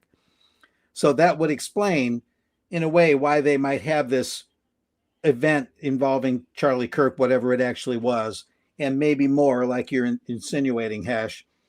It would be they're so scared of losing the narrative that they're going to try and do something drastic to discredit part of the alternative media, anoint a small part of it that they'll make the main voices, and try and frame it that way, hoping they can regain the traction on the narrative. I think they're going to lose it anyway. I think it's a sign of desperation. That's a little bit of good news, although I could be reading the tea leaves a little bit wrong, but I'll leave it at that for today. All right, Mark. There we go. Here's the picture right here before you jump out, Mark. Let me put it on full screen. There it is. 250 delegates from America in Israel. There they all are right there. So get your AIs out, identify all these people, and ask yourself why it is you only have 10 representatives on Capitol Hill in total out of 500 and some odd who are not taking money from IPAC. I mean, ask yourself that seriously. What's the deal with that? And Mark, I think you reminded me of my point when I was replying to Pharaoh earlier that I kind of lost in a rabbit hole there. So thanks for that. I'll circle back to Pharaoh after you jump out of here. I fleece him, Chief Banker. Thanks for being here tonight. thetruthhound.com. Of course, Stop the Presses. And on Fridays at UK Column. So that's tomorrow on UK Column, early in the morning for us American folks, but you can catch the archives whenever you want. Thanks for being here tonight, Mark. Sure. Be well, gentlemen. Good job. All right. There he goes. There's Mark Anderson. Pharaoh, what I was trying to get to when I got lost in my rabbit hole of ranting there was that Charlie Kirk has pretty much shown and been shown by the people that interact with him in that age group, 18 to 30, whatever, that demographic no longer supports Israel. And I'm wondering, and that is one of the main pieces, I think, in the argument that people are making that, hey, maybe the Mossad did this. It's that demographic. Like, there are no young people anymore. Like, it's a boomer thing. Not say based boomers, no offense, but it's a boomer thing to support Israel. Yeah, exactly. And the fact that like the news that Bibi offered him 150 million and he refused that, to actually cut anti-Israel talks, and he just didn't want to do it. And so I think it's the fight right now is with that younger generation minds, right? As you said, as this current generation gets out, the question is how they can continue controlling the narrative. And you see, tie that to the attack they are doing in TikTok right now, right? And even Trump pushing for American company to buy TikTok, and then they hiring someone from the IDF, and now they start disabling channels that that attacks Israel, right, or push any anti-Israel narratives. So you have to look at all of this and together to see, like, hey, what is the bigger picture we're missing right here? Again, we're not saying that they necessarily the one who did it, but we also know that a lot of those even violent events, it doesn't need to be someone specifically from the agency doing it, right? It can be someone just triggering an asset or some kind of brainwashed person to do an event, right? And we saw that happening many times. So you should not just discredit that. And I think there is a lot of legitimate reason why we have to look into this. And again, independent from any of this, and depending on how Charlie Kirk died, it's tragic, but he's dead and he's gone. Right now, we need to move on, and we have to be very vigilant to all the efforts that is being pushed right now to decriminalize and calling Antifa terrorist organization. What is even Antifa? Is there even an organization called Antifa? Dude, There's even an okay. official thing called Antifa, or anybody can be labeled Antifa right now? Because Didn't there they, is nothing called Antifa. correct me if I'm wrong, but didn't they tell us in the Biden administration there is no such organized group as Antifa? It is Yes, an idea. yes, That's all it absolutely, is an absolutely. idea. And that is why. How can you come and say I'm gonna label it as terrorism? What is Antifa, right? Why do we need a terrorist organization to cover to to make legal action against a murderer? Are there no laws in Utah about murder? You know what I mean? Is there no death penalty for a first degree murder in Utah? We really need to like what the fuck, man? We're going to stop and talk about hate crime. Scam Blondie, what are you doing? Like, your base doesn't like this. I'm just pointing this out as someone who's not in your base. Your base doesn't like it when you talk about hate crimes because your base has been educated by people like Charlie Kirk who know simple things like what's in the Bill of Rights. Okay, so to add a new enhancement on a crime, this is just rank, disgusting, unconstitutional, un-American, leaning on the NDAA, leaning on the Patriot Act. Bullshit. Fuck you. That's what MAGA is. Some parts of the MAGA are saying to Scam Blondie right now. They're saying, fuck you. Charlie Kirk wouldn't have even wanted this. Problem, turning point, solution. What up, Media Bear? Go to Media Bear, subscribe, please. Yeah. I don't know. And should try to walk it back and saying, oh, I was talking about inciting violence against people, but we all know that the difference between trying to kill someone and standing out there and criticizing someone or criticizing someone's ideas, right? You don't have to stand there and tell us, yeah, inciting violence is punishable, right? I mean, we all know that, right? So this is, just treating people as if they are idiots, and sadly, a lot of like those new influencers on like X, and they're just pushing those narratives, and you see they get their talking points, right? And it's And who the fuck were all these people 8 years ago? nowhere, Who the fuck nobody's. ever heard of any of these people 8 years ago? Not a single fucking one of us. Yeah, It's nobody. insane. It's insane how much money has flowed into the influencer machine on both sides.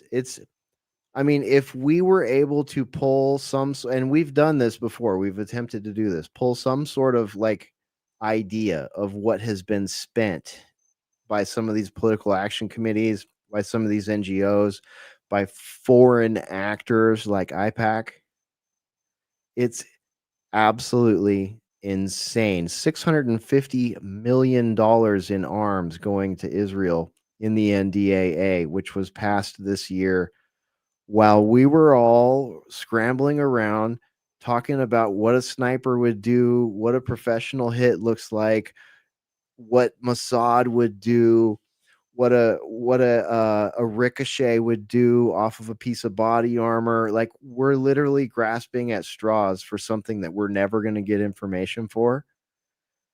And they're in the background bombing Doha, right? Bombing Qatar, if you prefer. What isn't it? Forgive me. Am I wrong? Did I miss something? At last I heard, Qatar was an ally of ours and the biggest airbase in the world, the U.S. airbase, is right there in Qatar. So why are we bombing an ally? You know what I mean? It's just like, okay, we got NDAA passing in the background. We've got geopolitical murder and bombings going on in the background. And who does this benefit?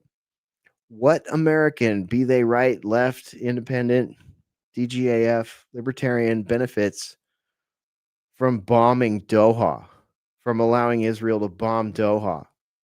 Someone please enlighten me. What did my sandwich price go down from $20 to $18? Like, did my crypto go up? Am I safer? Fuck you. Yeah. So interesting. Well, we'll see, man. It's really interesting. Trump 0.0 has been very, very interesting Yeah. presidency, and it's what we're like in the 9th months or 8th months. Yeah, we've still And got 3 years of this yeah, to experience here. Like, and that's, Ruckus and I were going back and forth about the title for the show tonight. Like, as we were getting started, that's one of the reasons I think we had a bit of a hiccup on the YouTube. But, chaos in a post-Charlie America. Who'd have yeah, thunk that a 32-year-old influencer would be the turning point, the flashpoint of what some people are, people are calling for civil war right now. People are calling this a civil war. And it's like, I'm just sitting here going, where were all of you in 2020 when they told you you couldn't leave your house? Where were all of you in 2021 when they told you you couldn't leave the state or your country or go to your job without an experimental shot of some sort? Mhm. Was that not a war by government on the people? Was that not a unconstitutional, egregious violation of our constitutional rights? Yep.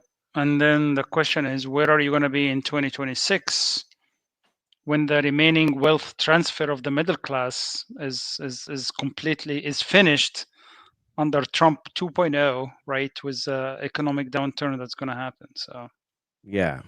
And what happens if 3 more events like this happen? Where are we going to be? Like, are we all, I mean, just forgive me. I don't mean to be morbid here, but what happens if in 3 years from now or 2 years from now, Tucker's off the map, Candace is off the map, Megyn Kelly's off the map, Kash Patel's off the map, something big, what happens if this is the beginning of a string of events like this? And the very first salvo of this string has caused conservatives to say, you know what? I want to behave like a progressive leftist. I want to censor people. I want to take people's constitutional rights away. I want red flag laws, and on and on and on. I want anti-BDS laws. Like, what does that look like? Is that something that's possible?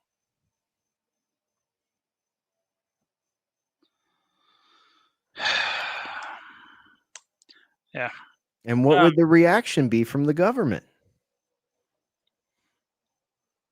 Right? They would, I mean, this is a case of like potentially escalation of events, terroristic events, if you will, that could lead to something like that. What if all those people end up in Valhalla? By the way, if you really want to screw your brain up, there are reports flying around on X that there is a Central Intelligence Agency witness protection program called Valhalla.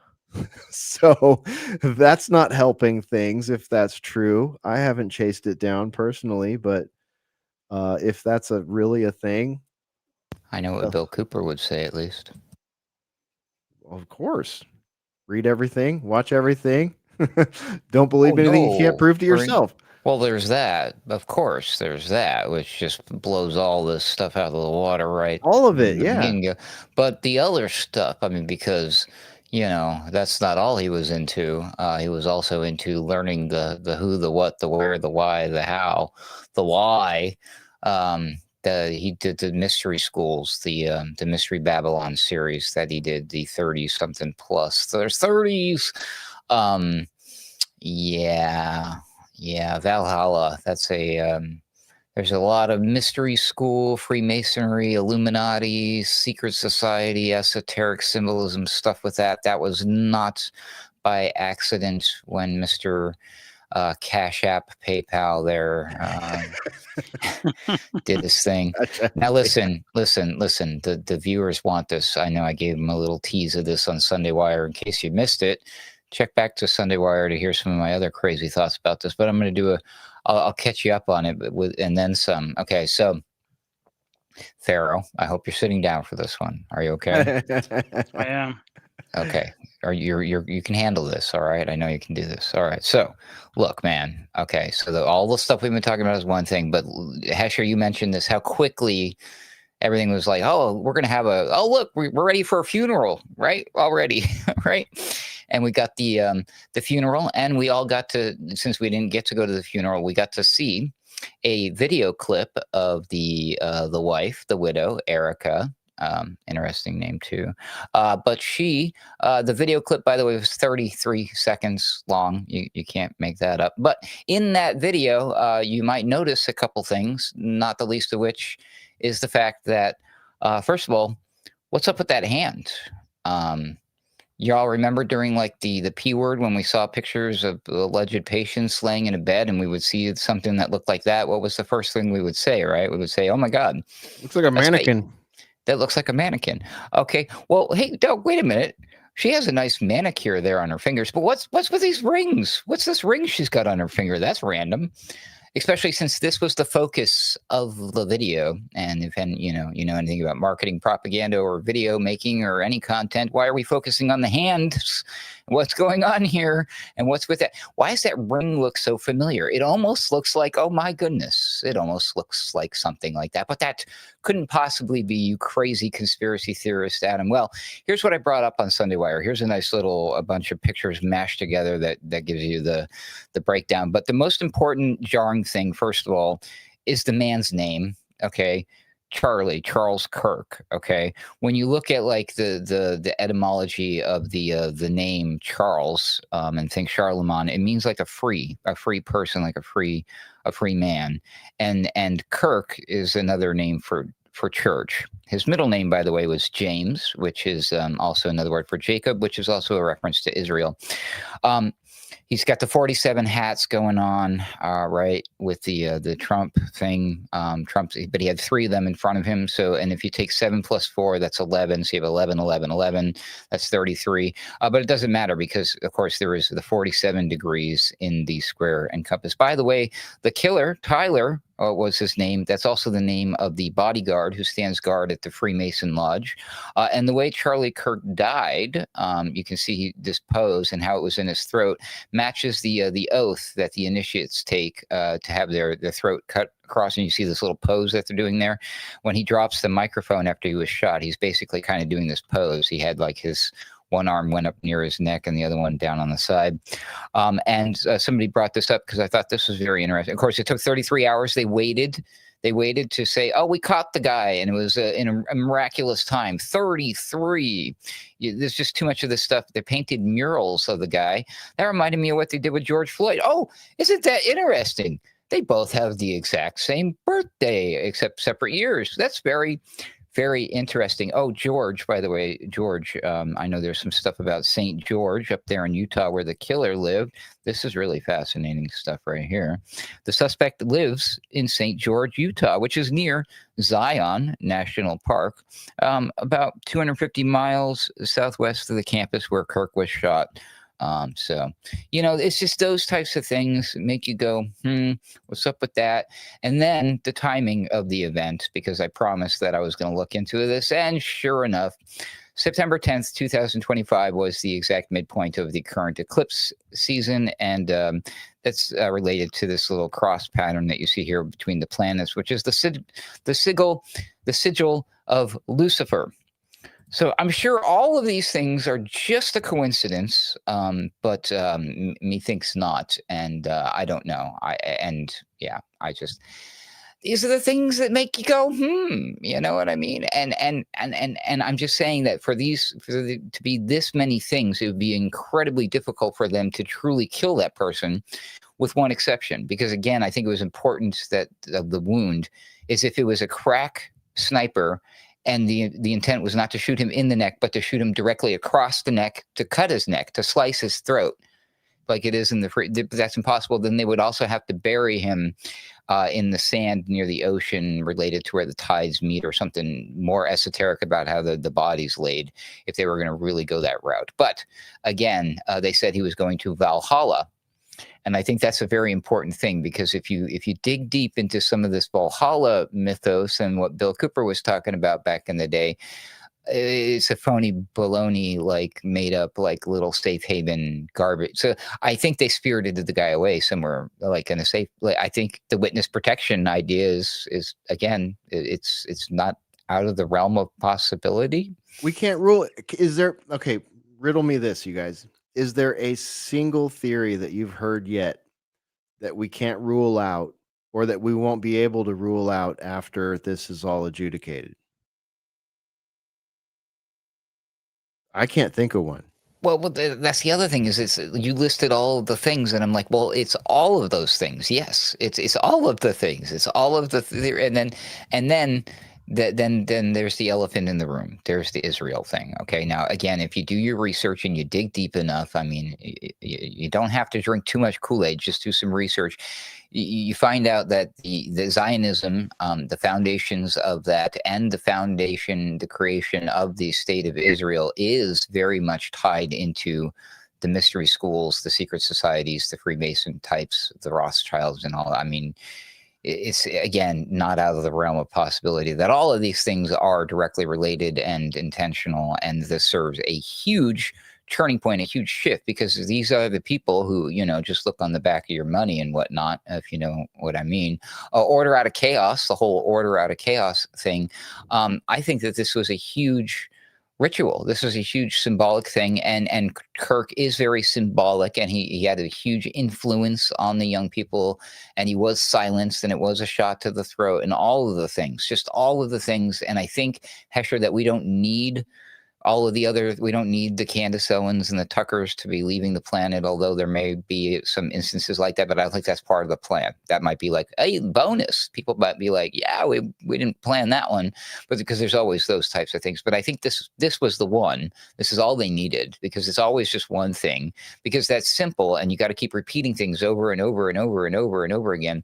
And then the biggest concern is why are we still allowed to talk about Israel? Why is this allowed to be a topic? Why is this a thing? Why so many obvious in your face? Why does if you were just sitting on the fence about this topic, all these things look ultra suspicious, especially when Netanyahu comes out. He's like, it wasn't us. It wasn't like, and just doing We didn't do it. It was not all Israel. The weird, suspicious stuff that people are like, huh, that's kind of weird. What? I think they're doing that on purpose. And four times. He did it 4 times. And his first social media post coincided to the exact minute as Donald Trump. So again, another massive coincidence. And the thing with things that are like labeled as coincidental, right, is they're unuseful. They're unuseful in finding the truth, because that's what a coincidence is. A coincidence is a synchronicity. A coincidence is something that we've all experienced. A coincidence is that deja vu moment, or that, hey, Ruckus and I were just talking about this the other day, and here it is right in our face. Like, it's almost like you could get paranoid about it and say, oh, I live in a simulation, or, oh, Jesus Christ put this in front of me, or, oh, the universe did this for us, or you could just insert whatever. Like, going back to the opening monologue, that we're in a Mad Libs world here. We are in a fucking serious Mad Libs reality where there are just underscores in the nouns and adjectives of a narrative, and we can literally plop in whatever makes us feel best or whatever makes us angry the most. And that is totally avoidable by having a government that has something akin to a Smith-Mundt Act, which we don't have anymore, right? That is something akin to a constitutional republic that does not allow its mass media to be a cartel and to propagandize to its viewers. But we don't have that. That's not where we live right now. So, again, is there a single theory that we can say, yeah, that one's bullshit based on X, Y, Z? I can. Anything and everything coming from the current administration, everything that comes out of the mouth of Kash Patel, There we go. Bondi, Trump, Vance, if they are sitting in power and or they're the mainstream media or they're the alternative big blue check marks on X, nope. It's bullshit. Based on previous experience, right? Based on not a political identification, not right, not left, based on previous experience, to go down that list that I already rattled off earlier and ended with I could go on. I mean, Mystical Fair, what do you think, man? Is there a single theory that can be discounted? I mean, Ruckus probably gave us the most sane thing that we could possibly think right there. If the government's telling you it and the mass media cartels telling you it and the social media cartels are boosting it, it's probably fucking propaganda. I second that. Plus, if it's coming from Bibi Netanyahu. Word to your mother. How do you know that they're lying? Because their lips are moving, right? Yeah, exactly. And how dissonant does this feel to people that really put their heart and their hopes in people like Dan Bongino, Kash Patel, Pam Scam Blondie, Donald Trump himself? You know what I mean? Like, this is this one of the many tough pills that people that supported, myself included, to a very soft, low percentage degree, just as opposition to what I saw as something that was, really terrible. But it doesn't break my heart, because I knew this probably wasn't going to go well. I have no faith in any politician. I have faith in maybe 10 representatives out of the entirety of Capitol Hill. That's like what, 538 people or some shit like that. There are 10 of them who don't take money from the AIPAC lobby. Think about that. You voted for those people. Do they represent you? Well, a lot of you didn't. If you watch this show, you probably didn't vote at all. But you know what I mean. The larger American public voted for these people to represent them, and they're sitting there stuffing their pockets with stuff that AIPAC has given them, and going on struggle sessions at Auschwitz, and going to the Kiss the Wall, and showing up in these photos, 250 delegates, most of them are politicians from Capitol Hill. While they all want us to be fighting with each other about who killed Charlie Kirk, they're off on a private jet to Israel. How the fuck does that sit? Speaking about bullshit that comes out of the administration, is it true that Kash Patel was in front of Congress and he said that Epstein did not traffic Oh children, yeah, and people. Thomas Massey fucking dressed him down, dude. That was embarrassing. That was fucking embarrassing. And shouts out to Thomas Massey. He's one of those 10 that won't take the fucking money, won't take the fucking shekels from another country that is running our country, or at least walking hand and slapping hand in glove in our country. We can argue about who's the hand and who's the glove, but it doesn't fucking matter much because it sure as fuck isn't a make America great or an America first paradigm at all. Yeah, Massey fucking handed it to him, dude. And I was excited for a second, but I couldn't even be excited till the end of the video because it was just like, I know this amounts to nothing. I know this amounts to fucking nothing. And that goes back to watching Dennis Kucinich talking at Jason Burmes's event that he was hosting. And it's just like Dennis Kucinich told everybody that was there that day. And if you watch that video, which again, I recommend you do, Dennis Kucinich said, I produced 350 reports that I handed out to every member. I forget if he said Congress or Senate or both, every member, about how Iraq did not have weapons of mass destruction and how our Central Intelligence Agency had no information about weapons of mass destruction. And what did they do? They signed the War Powers Act. They endorsed the NIST report on 9/11, and they underscored the talking point that Bibi Netanyahu brought to Congress and to the Senate, saying that we have to take out Saddam Hussein. He has weapons of mass destruction. If we don't, there'll be another 9/11. And then after that, we need to work on Syria. We need to work on Lebanon. We need to work on Libya. We need to work on Iran, ultimately. And look what's fucking happening.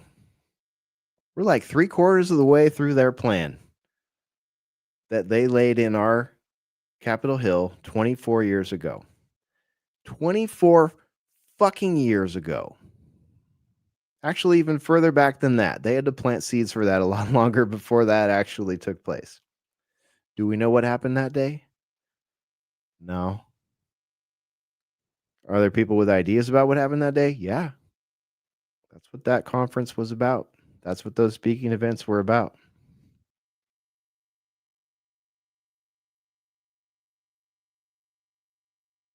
So what's next? We didn't learn the lesson after 9/11.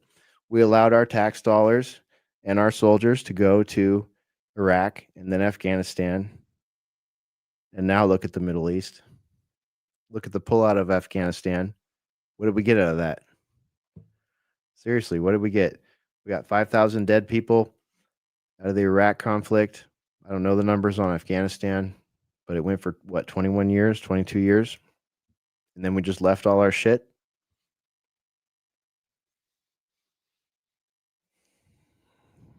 It's not good. It's not good. Our reputation as a country has been tarnished. I mean, Pharaoh, you could talk to this. You're Egyptian. What do you think people in the Middle East think about America after the last 24 years, after 9/11 happened? Well, I mean, sadly, like, it's not just in the Middle East, it's everywhere in the world. I think we, like, Yeah, the world stage, right? the world stage right now, everybody see us for who we are. We are people who cannot be trusted, right? Nobody can trust our government. We tell people engage in negotiation, and we get them in one place so that we can send another country to bomb them. When you mentioned Qatar, right, and what happened, and even that conference after Putin, like we said, with Trump in Alaska, right? Look what happened after, right?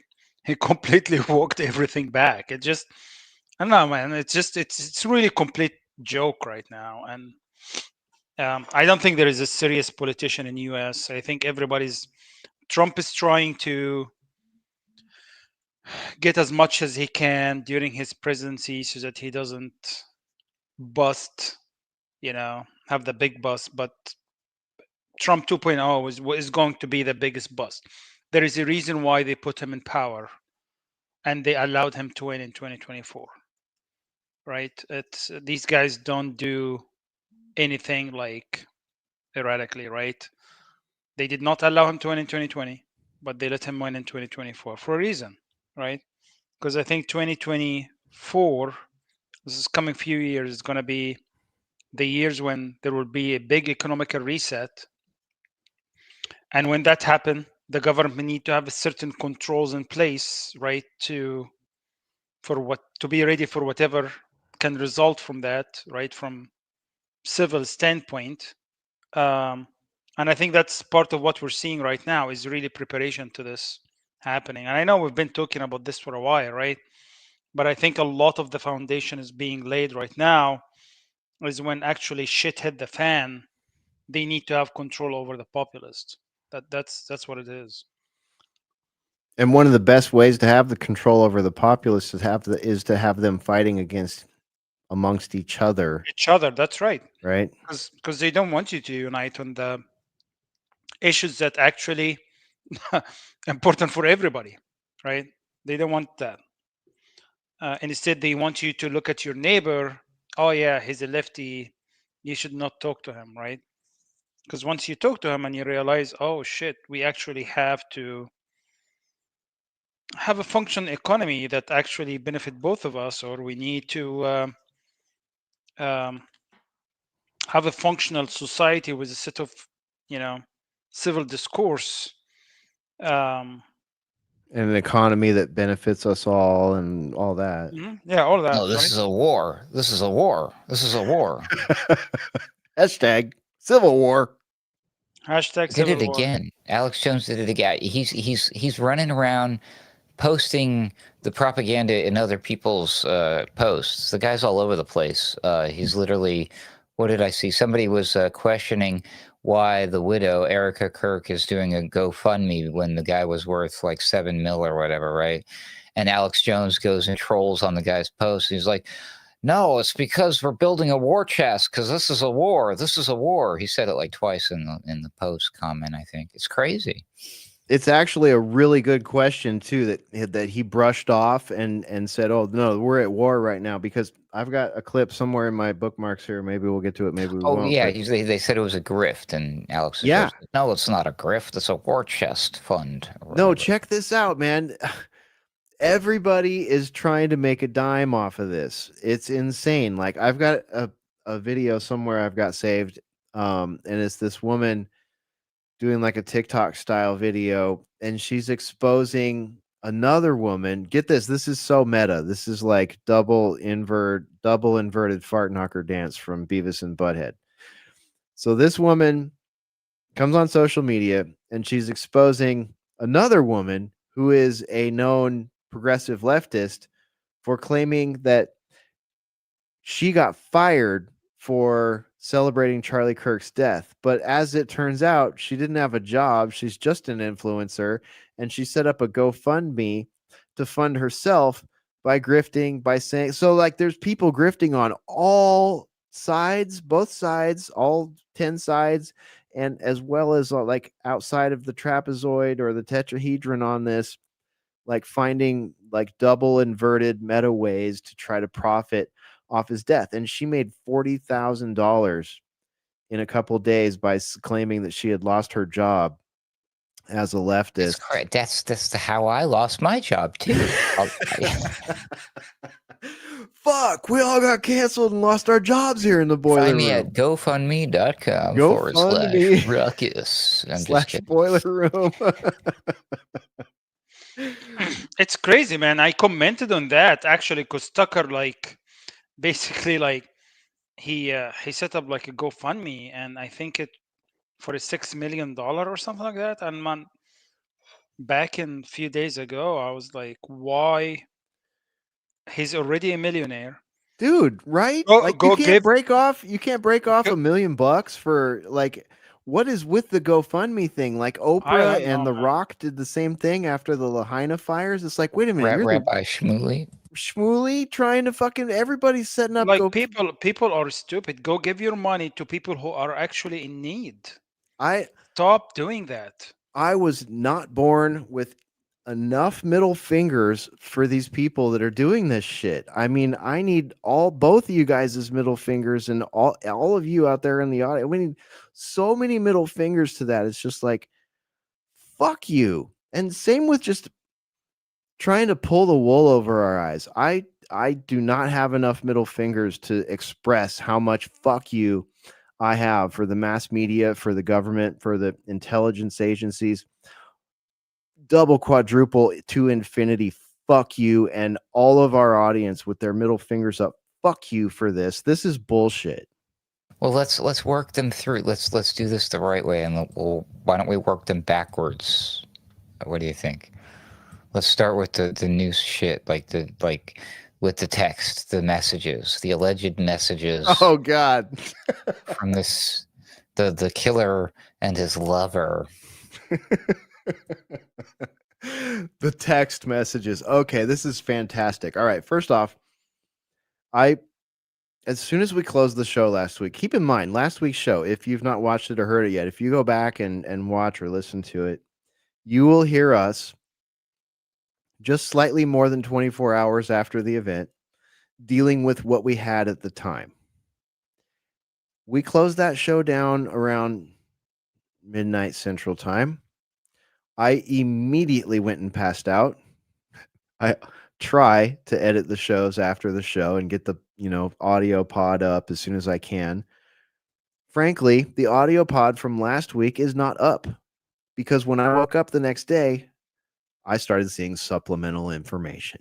It all started fucking coming in, and I sat and I watched the entire FBI / Utah governor / Utah law enforcement press conference, and I put that on there. And then I went to X and I started seeing all of the things that we're talking about tonight roll into my feed, and I started dumping all those. I've been putting supplemental links on last week's show for a week. And on top of that, I have been building bookmarks for this week's show to the point where when we went live tonight, I scrolled through them and it's a mile long. Is an absolute mile long. I would need artificial intelligence or 2 weeks to go through what I've collected in this 1 week by hand and organize it in a way that is meaningful. And I said, fuck it. Fuck it.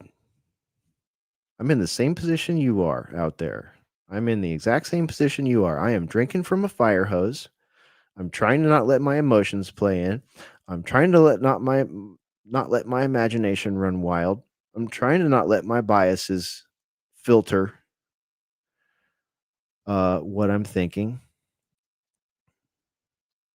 And that's coming from someone who's got more than a decade of reading media tea leaves, busting propaganda, looking for lies, learning to think like Columbo or Sherlock. And we're screwed. So that's why what I have to say tonight is I just don't have enough middle fingers for the narrative managers out there and the grifters out there. Grift world order. Do you have the text message? I have it. I have it somewhere, but if you want to link it to me in the chat, I'll. Oh no! This is the new one. I'll put it up. I'll put it up on your screen. Just to be clear, people, because I don't want to get in trouble. This is just for fun, okay? So, all right. So this is the alleged the release of the conversation between the alleged killer and his alleged roommate / lover. Hello, roommate and lover. It is I, Tyler James Robinson. Hello, Tyler James Robinson. As a reminder, my pronouns are she, they. You're never going to believe what I did. I was the one who killed Charlie Kirk. What? Yes, I did it. Let me tell you all of the details here in writing so that you know everything, but you need to promise me you will never show this chat to anyone, particularly the FBI, which is much better run now that Kash Patel is in charge. Yes, I promise. Please start at the beginning and spare no detail. Okay, well, I started planning in earnest approximately 1 week ago. I did very detailed reconnaissance of the site, which I learned how to do so during Antifa boot camp. But why did you do it? What would you say your motive was? Well, roommate lover, as you know, I have been radicalized online by leftist propaganda, and I had to use violence to suppress free speech I don't agree with, as is our way. Now, as ridiculous as that sounds, I promise you the legitimate one that the FBI is trying to convince you actually took place is even more ridiculous. So. Yeah, dude. And they're saying that some of these conversations went down on. It's fake, by the way. Yeah, I it's think fucking. Could it be more fake, Pharaoh? I mean, who no, talks like that? no, Name some. Do you know a 22-year-old that talks like that? Do you know a 50-year-old that talks like that? well, no, I think this image is not. I think this is not true, Yes, right? I said that. This That's is a fake. joke, right? This That's a one's a joke. Yeah. joke. Right. But my point is the real one sounds just as Oh, ridiculous. that because Yeah. this is one. absolutely. That's Yeah. The one point, that yeah. the one that Crowder put out last week while we were doing the show. That's the one that this is clowning on, and it's like almost no different. You know what I mean? Like the satire of that is exactly like if we were to get serious and go back to the one that Crowder put out, which by the way was from an unknown source and passed around as like breaking exclusive news from an ATF, he claimed from an ATF person. And we just have to take his word, you know. I'm sure he has a lot of people coming at him. Maybe they are from the fucking ATF. I don't know, but how easy is that to spoof? Whatever. But like, if you look at the things that they claim were actual text exchange, they're using words that normal people don't use. Like a law enforcement person. Here's an example, just one of many. If you're in law enforcement, you sovereign citizens know what I'm talking about. You don't refer to a car as a car. You call it a vehicle. You always, if you're a law enforcement officer out here and you agree with me or disagree with me, put it in the comments below, please. You always write it in your report as a vehicle. This may sound trivial. Some people are going, why the fuck is he splitting hairs between car and vehicle? Because the criminal code has a lot to do with vehicles, not cars, not methods of transportation, not scooters, not pickup trucks, vehicles. I don't know anybody that refers to their car as their vehicle. Yeah, Gen Z will. Come on, man. They don't drive cars, right? So here, They can you take open that? Ubers. Can you open that tweet I posted for me? So what I did is I took that actual what the FBI listed here. I'll post the link again. Yeah, I got it. Let's see. And I gave it to ChatGPT. A lot of people doing this. Yeah, this is actually really good. Let me see. Can I get this a little bigger? Oh, that's hella small. Read us what's in there. Yeah, so basically I give it to it and say, hey, read this and tell me if it sounds like real text exchange between a boyfriend and a girlfriend or more like a fabricated narrative. And the answer were, I have read the text in the image. Here are some observations that may help answer your question. Why it feels more like a fabricated narrative, right? And the first thing is overly detailed confession. Real text exchange, especially in sensitive or incriminating context, are usually fragmented, vague, and shorthand. Here, Robinson gives lengthy, almost story-like explanations. Convenient exposition. The dialogue reads like it's written to reveal plot point, right? So it's Rifle hidden, why they did it, how long they've planned it. exactly. So it's pretty gay and fake. It is totally fake and gay. I mean, we were laughing about it in our back chat. We have a back chat, obviously, here in the Social Rejects Club because we've been rejected by so many people. Not you, of course. Where we share links throughout the week. And we have just been like, I don't know, just this like gallows humor in that room almost. It's like, can you even believe that shit like this is elevating to the top of, social media right now? It's insane. What do you got up there, Ruckus? This is the alleged real exchange. That's the other link that's in the private chat. It's halfway down the Newsweek article.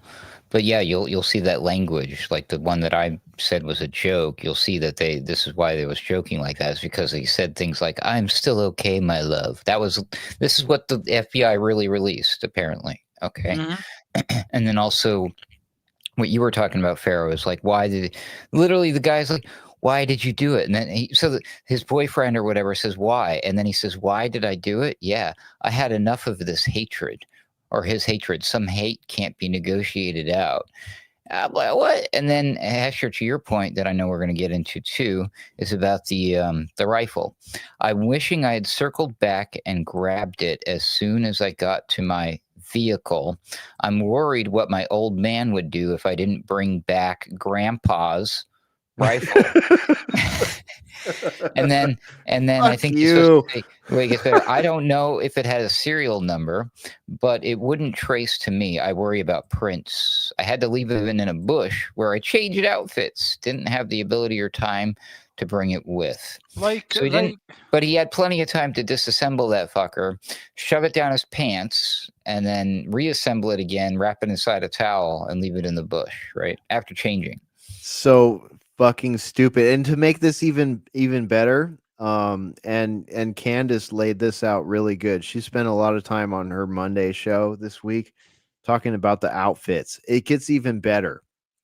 He showed up, if I recall, in a maroon shirt and gray shorts. That's the first time. Like she did. Candace actually, I almost feel like Candace watched the show this last week and like started picking apart our taxonomy for the Daily Shooter program, but because she used it.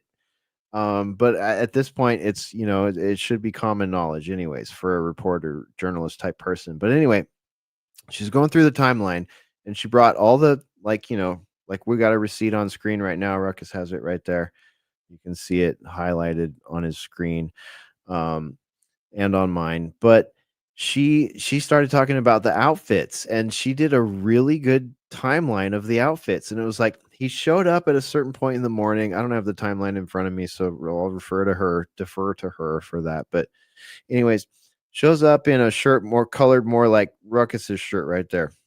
Where were you that morning, Ruckus? Anyway, and then when the event happens, he's wearing the black shirt with the American flag on it, right? And then changes his outfit as stated in that text message there. But when they arrested him 33 hours later, he was in the black shirt again. So it's like, what the fuck is going on here? They're saying this guy did 3 outfit changes and ultimately changed back into the outfit that he escaped the crime scene in. What? He's one of those quick change artist magician people. You've seen those guys, right? Yeah, they do the like they pull the like the silk shroud down and their outfit changes automatically. Yeah, seen it. Old trick, reality TV. Quick change, that's what it's called. Some people are really good at that. I've seen some stuff. I'm like, damn, how did they do that? Yeah, right. I don't know. And the other thing about that, maybe this is a good time to bring this clip into the mix here. Oh, I opened my Instagram and there's Sage Morrison right at the top, making sure people know. Is it the one about the gun? Because that's where I wanted it to go. Yeah, it is. Yeah, okay. Because it absolutely it's is related to the outfit, because no matter what outfit he was wearing does not accommodate for his grandpa's precious Mauser rifle. Where's Grandpa's rifle, son? Okay, let me put this on the screen here. Share this tab and turn by the way, the scope, would you say that's a $2,000 scope? On the one we saw the picture of, or the one I'm about to show? The one on the picture, from the FBI. No. Okay, because that's what the kid said. The kid said that he says, judging from today, I'd say Grandpa's gun does just fine. I don't know. I think that was a 2K scope, $2,000 sign. And then, but he doesn't know if the vehicle had the weapon had a serial number, but he knows how much the scope costs. Okay. Like, Are you fucking kidding me? Like, this is a family heirloom. This is Grandpa's rifle, and the scope that Grandpa put on it cost $2,000. Are you fucking joking me? Like, I've got a Vortex HD 3, I think, on one of my ARs. That's a fucking $2,000 scope. I don't think a $2,000 scope existed when that rifle was purchased. Okay, like on today's prices, yeah, you can get a $2,000 to $10,000 scope depending on what your what your application is. But yeah, to think that Grandpa's heritage, heirloom rifle from designed in 1903 had a $2,000 scope on it. Highly, highly fucking unlikely. Okay, let's see here. Let me put this on the screen. A lot of people have been talking about this. Some of you may have seen this already. Some of you may have not. I'm going to refresh this and turn the audio on in a minute here. But what you're going to see here is an analysis from a guy that owns, I believe he has the Springfield version of this rifle. Like, if I'm not mistaken, Springfield sort of updated this firearm. But I really don't know for sure. So somebody might know better than me. Leave us some info in the comments. But the reason I'm going to show this, you can see it on the screen right now if you're watching. It's got a sort of a transcript that runs under it, TikTok style. But this guy owns a modern version of this rifle. His looks like he knows how to use it. His looks like he's taken it down and put it back together many times before. He does it very fast. This is an experienced person with this platform. We're to believe that a 22-year-old who does not have much experience with this platform, who just pulls Grandpa's archaic 30-06 out of his dad's collection or his dad's safe and pulled this off. So let's watch. The rifle into a backpack, and this is. Let me refresh that sucker. On this episode of You Might Be a Dumb Motherfucker, this is my rifle. It takes two different tools to take it apart. It takes a Torx key and an Allen key. Now, if I take a shot and immediately disassemble this, I have to remove the bolt, remove the magazine, grab my Allen key, hit the two bolts on the bottom, put those away in the Allen key, grab my Torx key, remove the scope, put everything in the backpack, make sure I have everything, and make my way downtown. Okay, which is going to take a lot longer for him than it is for me, especially because his fine-tuned motor function, something as simple as grabbing an Allen key to a little bolt, is going to be extremely impaired due to a dump of adrenaline throughout his bloodstream. An extreme elevated heart rate is going to make these fine-tuned skills extremely difficult. I mean, just for him to think and analyze of what needs to be done to disassemble this rifle and get away would be difficult. And we're not even going to touch the topic of him assembling the rifle on top of the roof, which if you reassemble a rifle and you take a cold dead shot, it's not going to be 100% accurate. Okay, or the fact that he disassembled this after taking a shot, which the rifle's going to be hot, and they found no gloves. There's just so many inconsistencies. It just makes zero sense. I mean, I'm still working on this, and I have taken this rifle apart 1,000 times. And now he has to put the pieces of the rifle into a backpack. And this is a gigantic backpack. Shout out Wolfpack, best backpacks on the fucking planet. Anyways, as you can see, this barrel broken down does not fit in this backpack. And this is a big boy, way bigger than the one that he was carrying. Okay, I put the rifle stock in here, and guess what? It doesn't fit. It sticks out. Now, let's just say, for sake of argument, that he put these in his pant leg and he was walking. These are still so long broken down that he would not be able to walk straight. He wouldn't be able to bend his legs. Doesn't make fucking sense.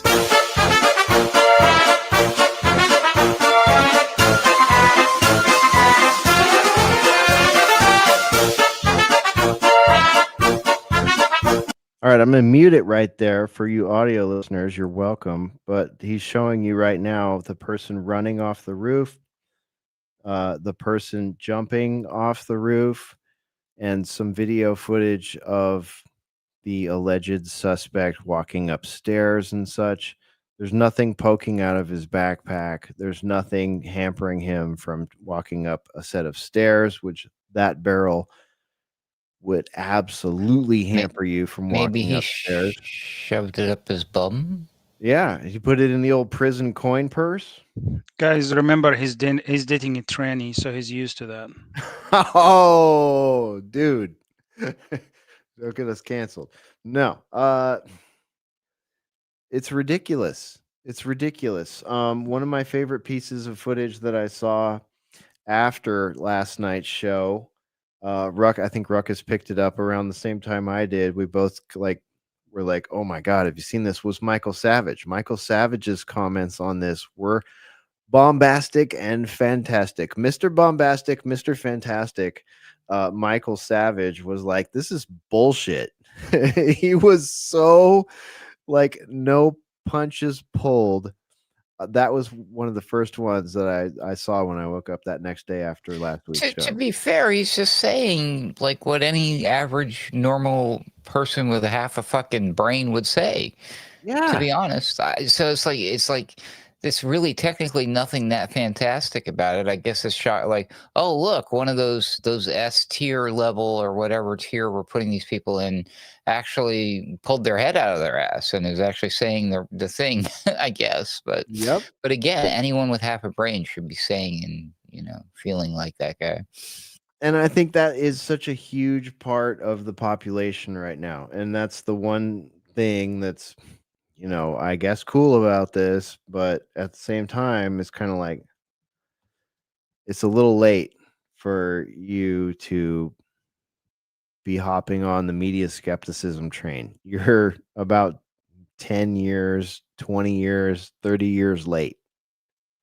And it bugs the shit out of me that the people like the theys, and the people in the administration and the media and all the people doing all the things, they're not stupid and they know what they're doing. They know what this looks like. They know how we're going to react. They know that by doing this, they're radicalizing us into thinking these things. So I mean, it drives me crazy. Here you go. Yeah. Let's play it. This is worth playing. This is from nice microphone, by the way, douche. Anyway.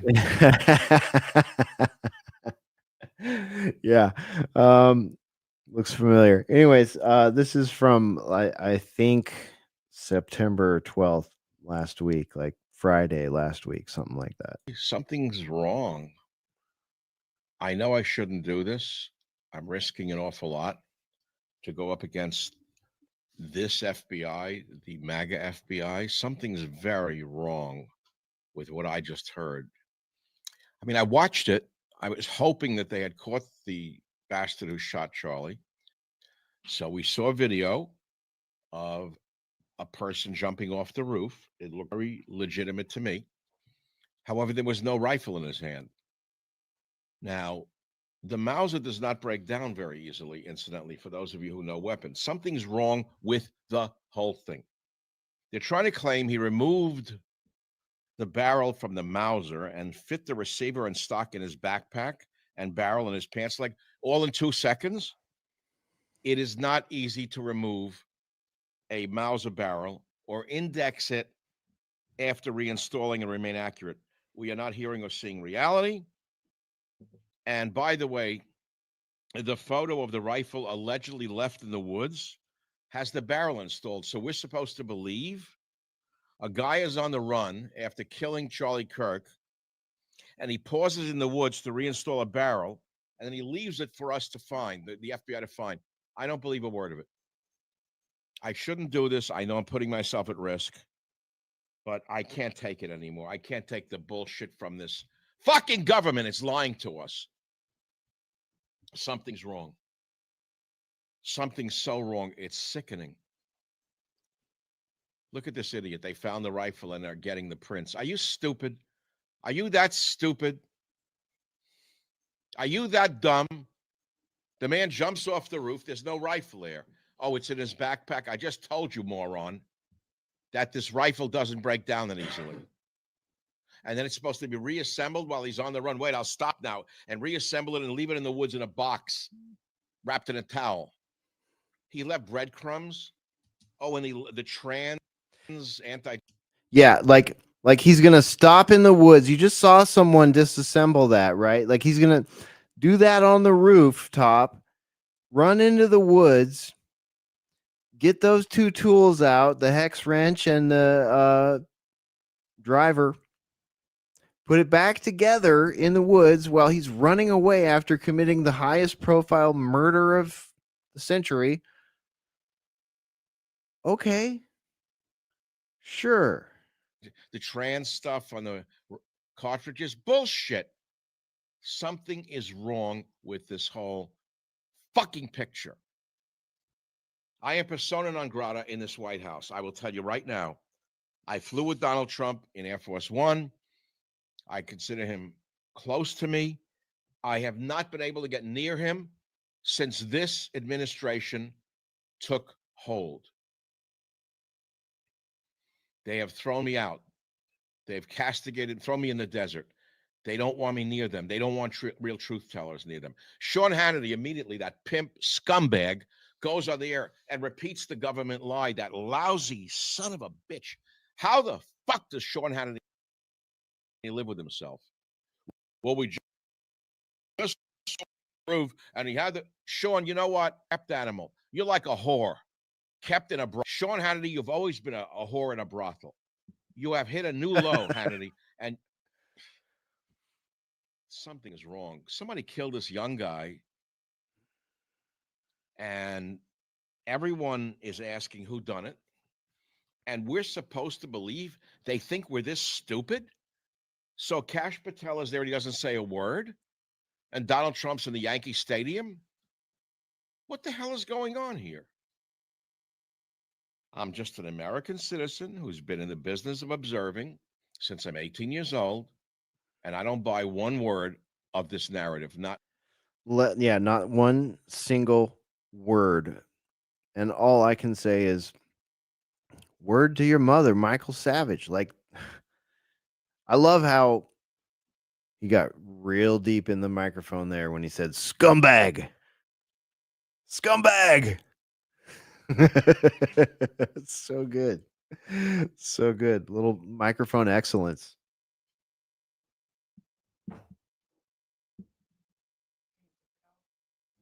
And you'll notice there will be continued arguments about who killed him, how he was killed, and it will not be discussed or not be allowed to, but only discussed in certain circles, that he wasn't even killed.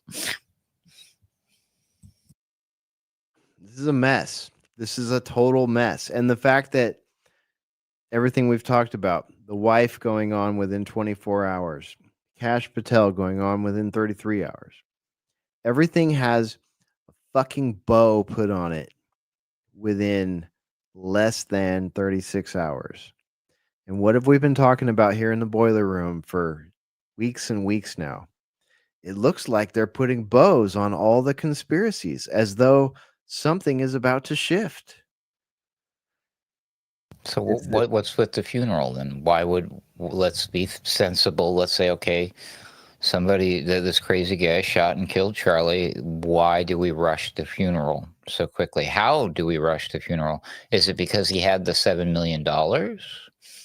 Is there, I mean, what's the mad rush here? What's going on with that? I mean, I don't see any logical explanation for this. I'm open to suggestions if anyone's got one.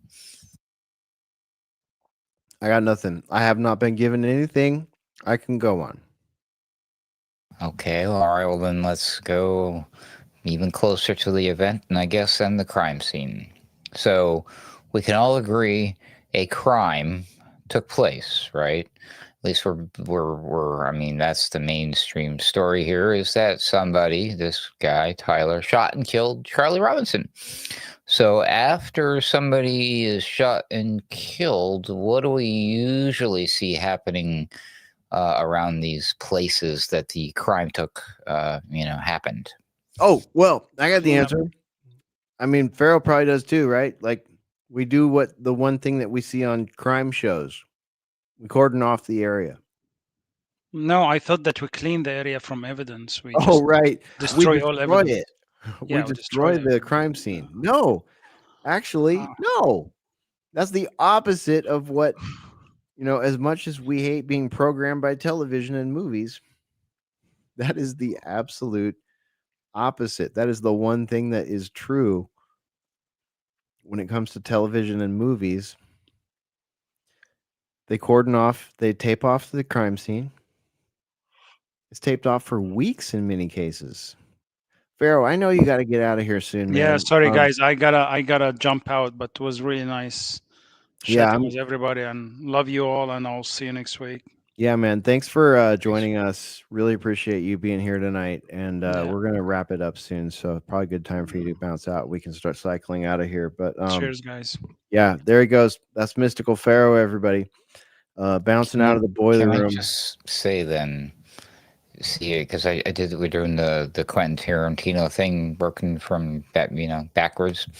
So again, if the text is fake and gay.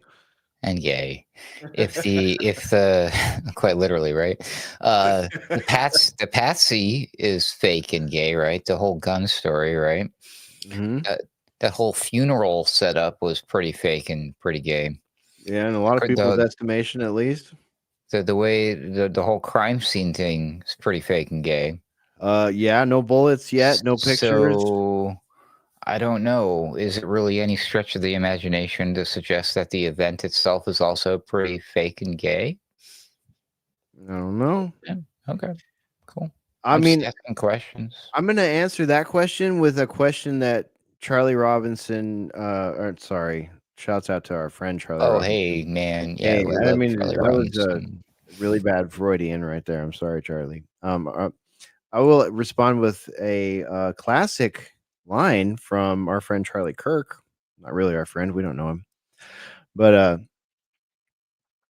prove me wrong. Is that Crowder or is that Kirk? They both kind of do the same thing, but it's the debate thing. Charlie Kirk, if I understood his personality well enough, again, I don't know him. I know people that know him. So does Ruckus. We've been talking to them. We've been hearing a lot of stuff. Some of it dovetails with some of the theories that you're hearing. I don't know what to say beyond that. I don't want to get into. I'll leave the I knew him and here's what's going on. I'll leave that to Candace Owens, I guess. See how well that treats her. But his whole thing was debate me. That was his existence. That was his swim lane. That was his avenue, was debate me. Let's talk about it. So forgive us if we've offended anyone, but in the spirit that Charlie Kirk would have, he would want an open discussion about this. And you should really think about it as a red flag when you see people that want to shut you down for having the discussion. I don't know what else to say about it than that. Well, you know how they canceled that South Park episode or whatever? Yeah, our favorite one, episode 3 of this season. I forget who it was specifically, but somebody who represents Turning Point USA or somebody came out and they said that they suggested that they say, hey, you should have the episode come back, and they quoted because it was somebody close to Charlie and said that he really liked that episode and that if he was here, he would want them to keep that episode up. So I think they're going to put the episode back up. So Yeah. that's cool. That's a step in the right direction, everybody. I can personally vouch for that too. I know someone that works at RAV. So it's the Master Debater episode, everybody. Master Debater episode. Charlie loved it.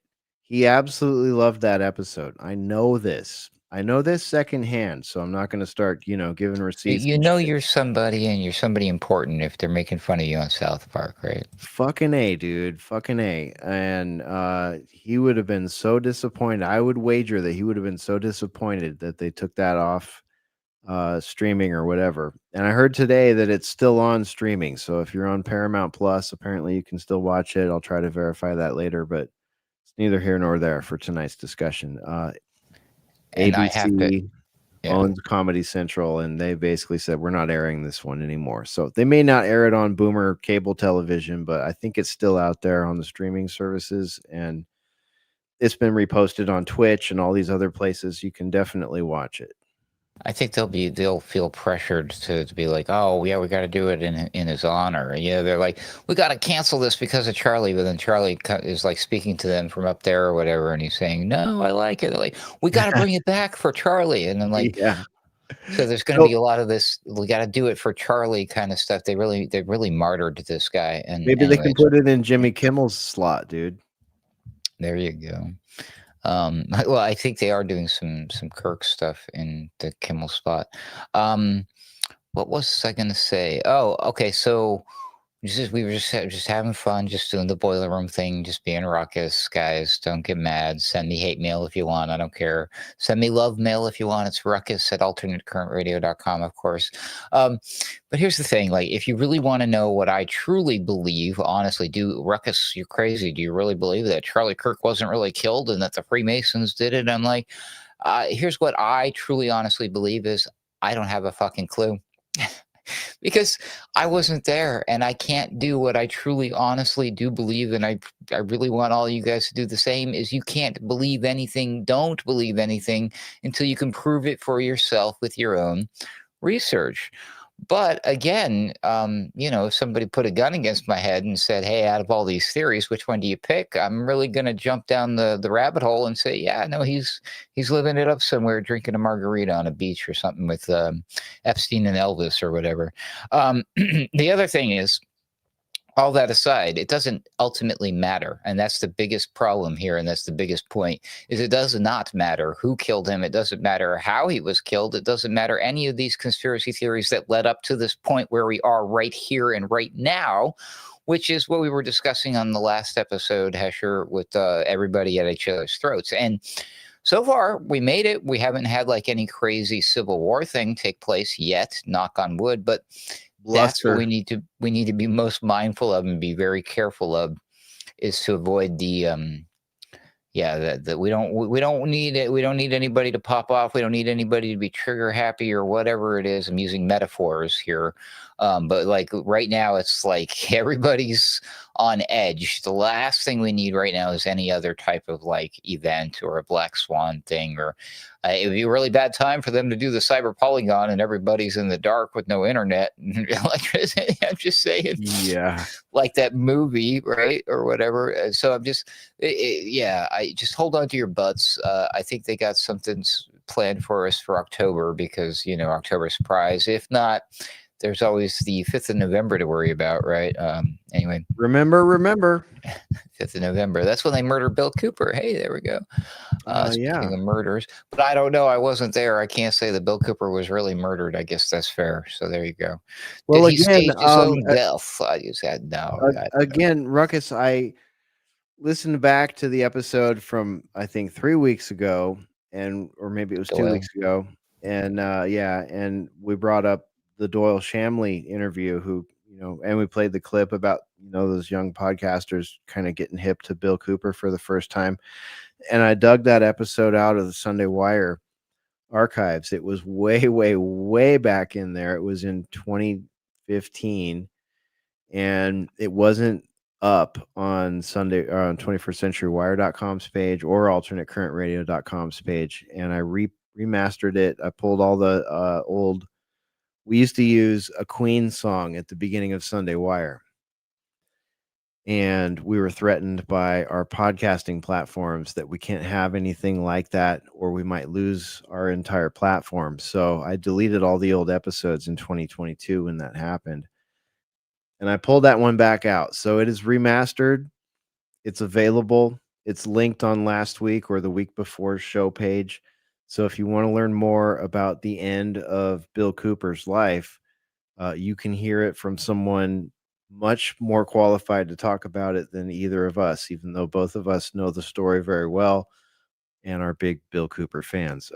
We have, and that was, as far as I know, he told us, at least at the time, that was the last time he was going to talk about that. So that was a landmark moment, I felt, in that show and in that moment in 2015. And we talked about it last week.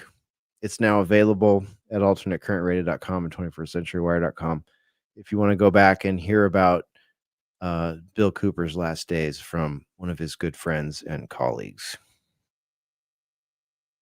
There you go. But again, what really ultimately matters is what the outcome is, and they really do want to lead us into technocracy, and all of the things. I mean, isn't it interesting the timing here that just before all of this that they were rolling out the National Guard on the streets? That's always fun. So And there's yeah, still talk about that becoming the catalyst for a civil war, right? Like, what if Trump sends well, troops to Chicago? I think he is. I think they're going to be all over the place. I think that will be a thing. I think that, yeah, I don't know. Oh man, I don't know. Maybe another virus. There's so many things. I don't think we're ready for the aliens just quite yet. I think it's interesting. The SEC, not the SEC, the Fed Reserve Chair Jerome Powell. They came out. He actually did cut some rates for the first time, and I think it's 9 months. It's been a long time. It's what Trump wanted. He's been like, "Oh, you're too late, Powell. Powell, do the thing." This is the thing that everybody wanted him to do. Obviously, they would love for him to cut more. I think they will be cutting more. There'll be another one probably next month, and then another one either in November or December. But 25 basis points or whatever. So the stock markets reacted quite positively. Cryptocurrency is reacting quite positively. And of course, it's not going to do well for the average person who's not invested in those things. So congratulations to those of you who are. Gold is keeps just hitting a brand new high like all the time.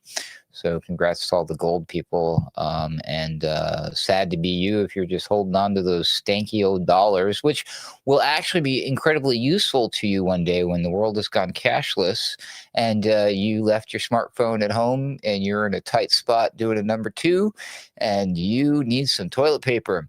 You got that fiat money still with you and you can use it to wipe your ass. Or number 3, God forbid. Or the number 3, God forbid. Thanks for having me, Hesher. That's all I got. So thanks again, and God bless each and every one of you, and may God save this republic. Ruckus out. All right. Thanks, Ruckus. Thanks for being with us tonight. And thank you for being with us as well.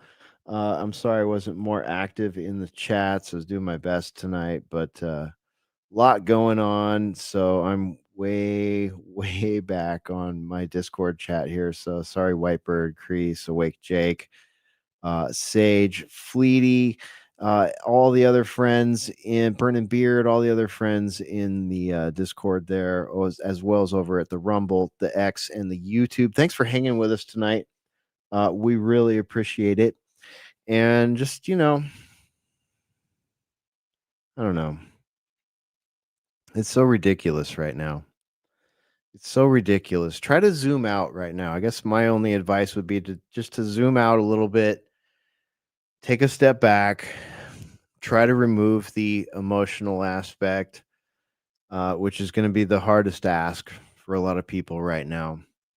But I think it's going to get more intense as we move towards midterm elections, and again, more intense as we move toward the next presidential elections. Because if this country remains the way that it has been, we're off onto a new adventure after Donald Trump completes his 4 years. What does that look like? Where are we at that point?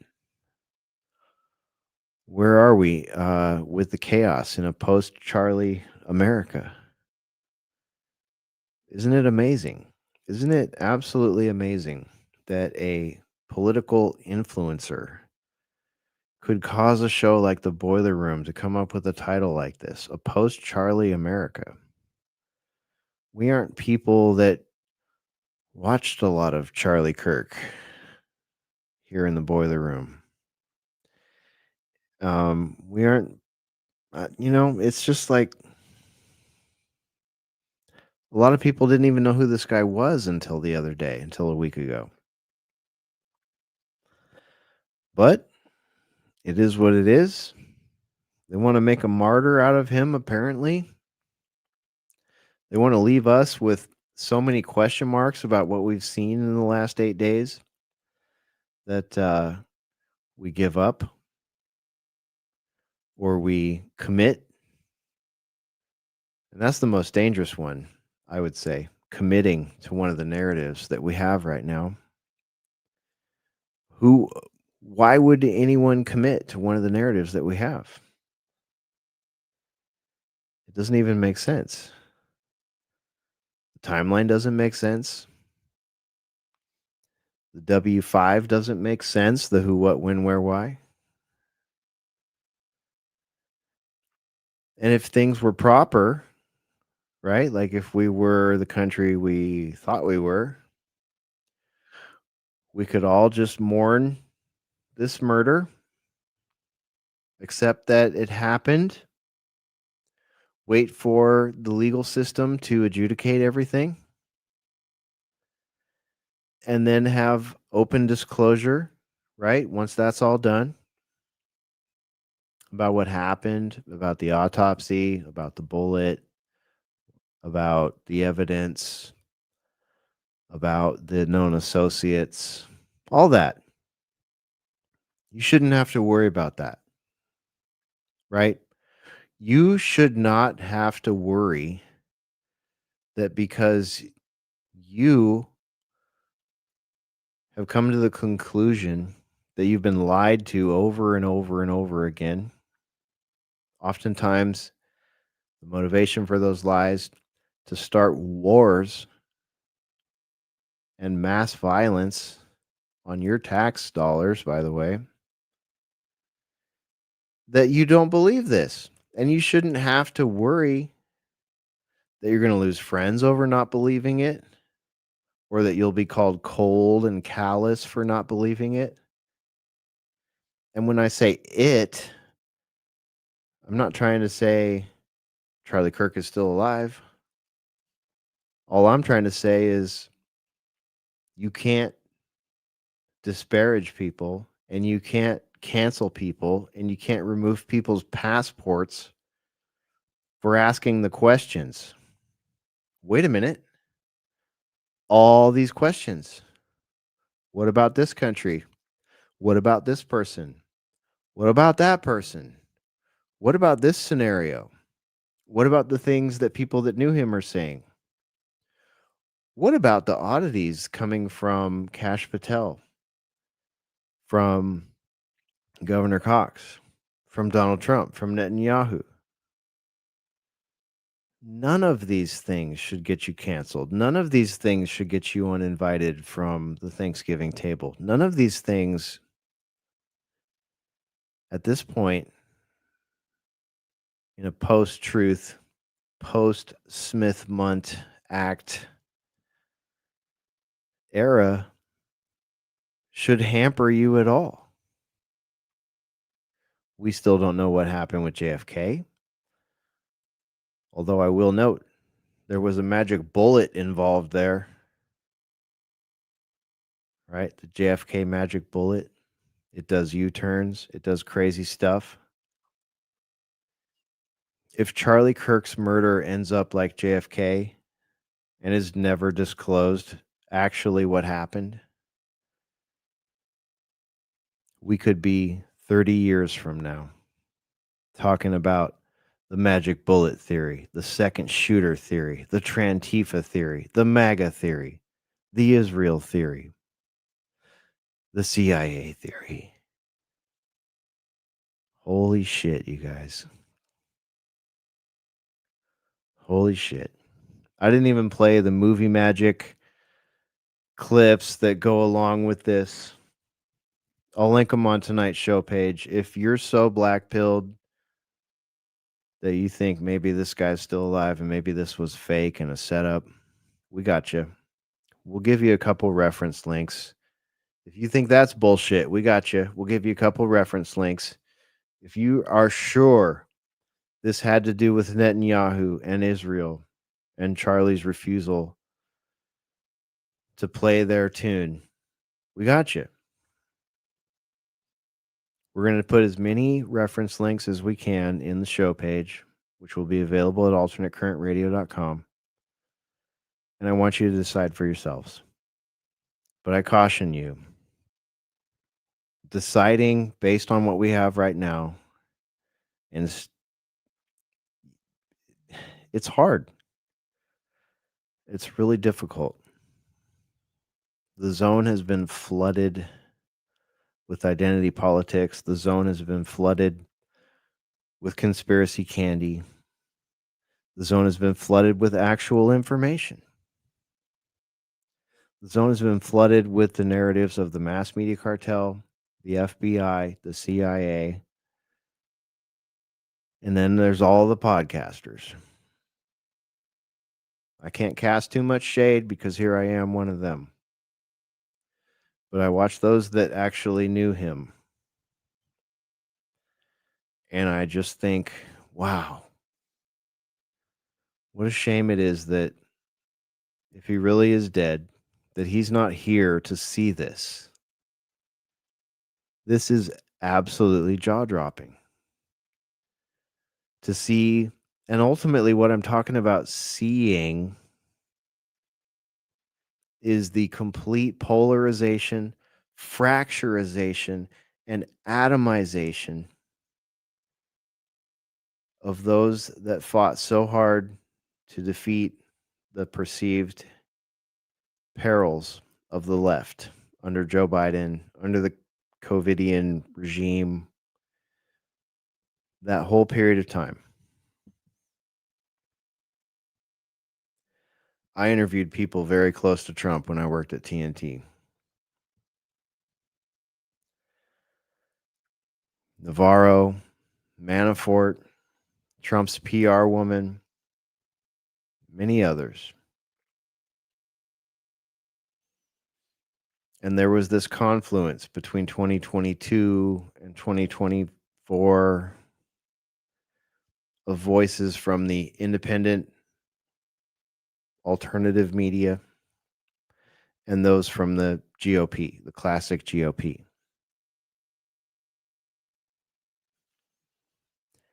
And I just feel like so many of those people that I talk to right now must just be going, what the fuck? What is going on here? How can this be? This was the dream team for me. Well, I hate to break it to you, but a lot of us felt like this might be the outcome. And if it wasn't for certain ally countries in the Middle East, a certain ally country in the Middle East, and their agenda, as well as the international bankers and the technocrats, maybe this wouldn't be the situation. But those are the people that seem to be running the scripts. Those are the people that seem to be running the narratives. Those are the people that seem to be bringing and getting $600 billion deals in and out of this country. Those are the people that seem to be in charge of geopolitical policy, a lot of fiscal policy, and a lot of culture war bullshit. A lot of people thought this was going to be gone when Donald Trump won the second time. A lot of people thought this was going to be gone when Donald Trump won the first time, right? We're referring to what he colloquially calls draining the swamp. The swamp persists. That's all I can say. The swamp is deeper than ever. Nothing makes sense. We're in the midst of yet another Wonderland effect, where you're so far down the rabbit hole, you will accept anything to go back to normality. Eat me, drink me. If it takes me back to normal, I'll do it. Because this is a wonderland of bullshit. All right. Peace out. We'll see you next time. This has been the Boiler Room. Thanks for hanging with us. Stay chill. Keep an open mind. Stay metal. We'll see you next week. That's it. Go ahead and run. Run home and cry to mama.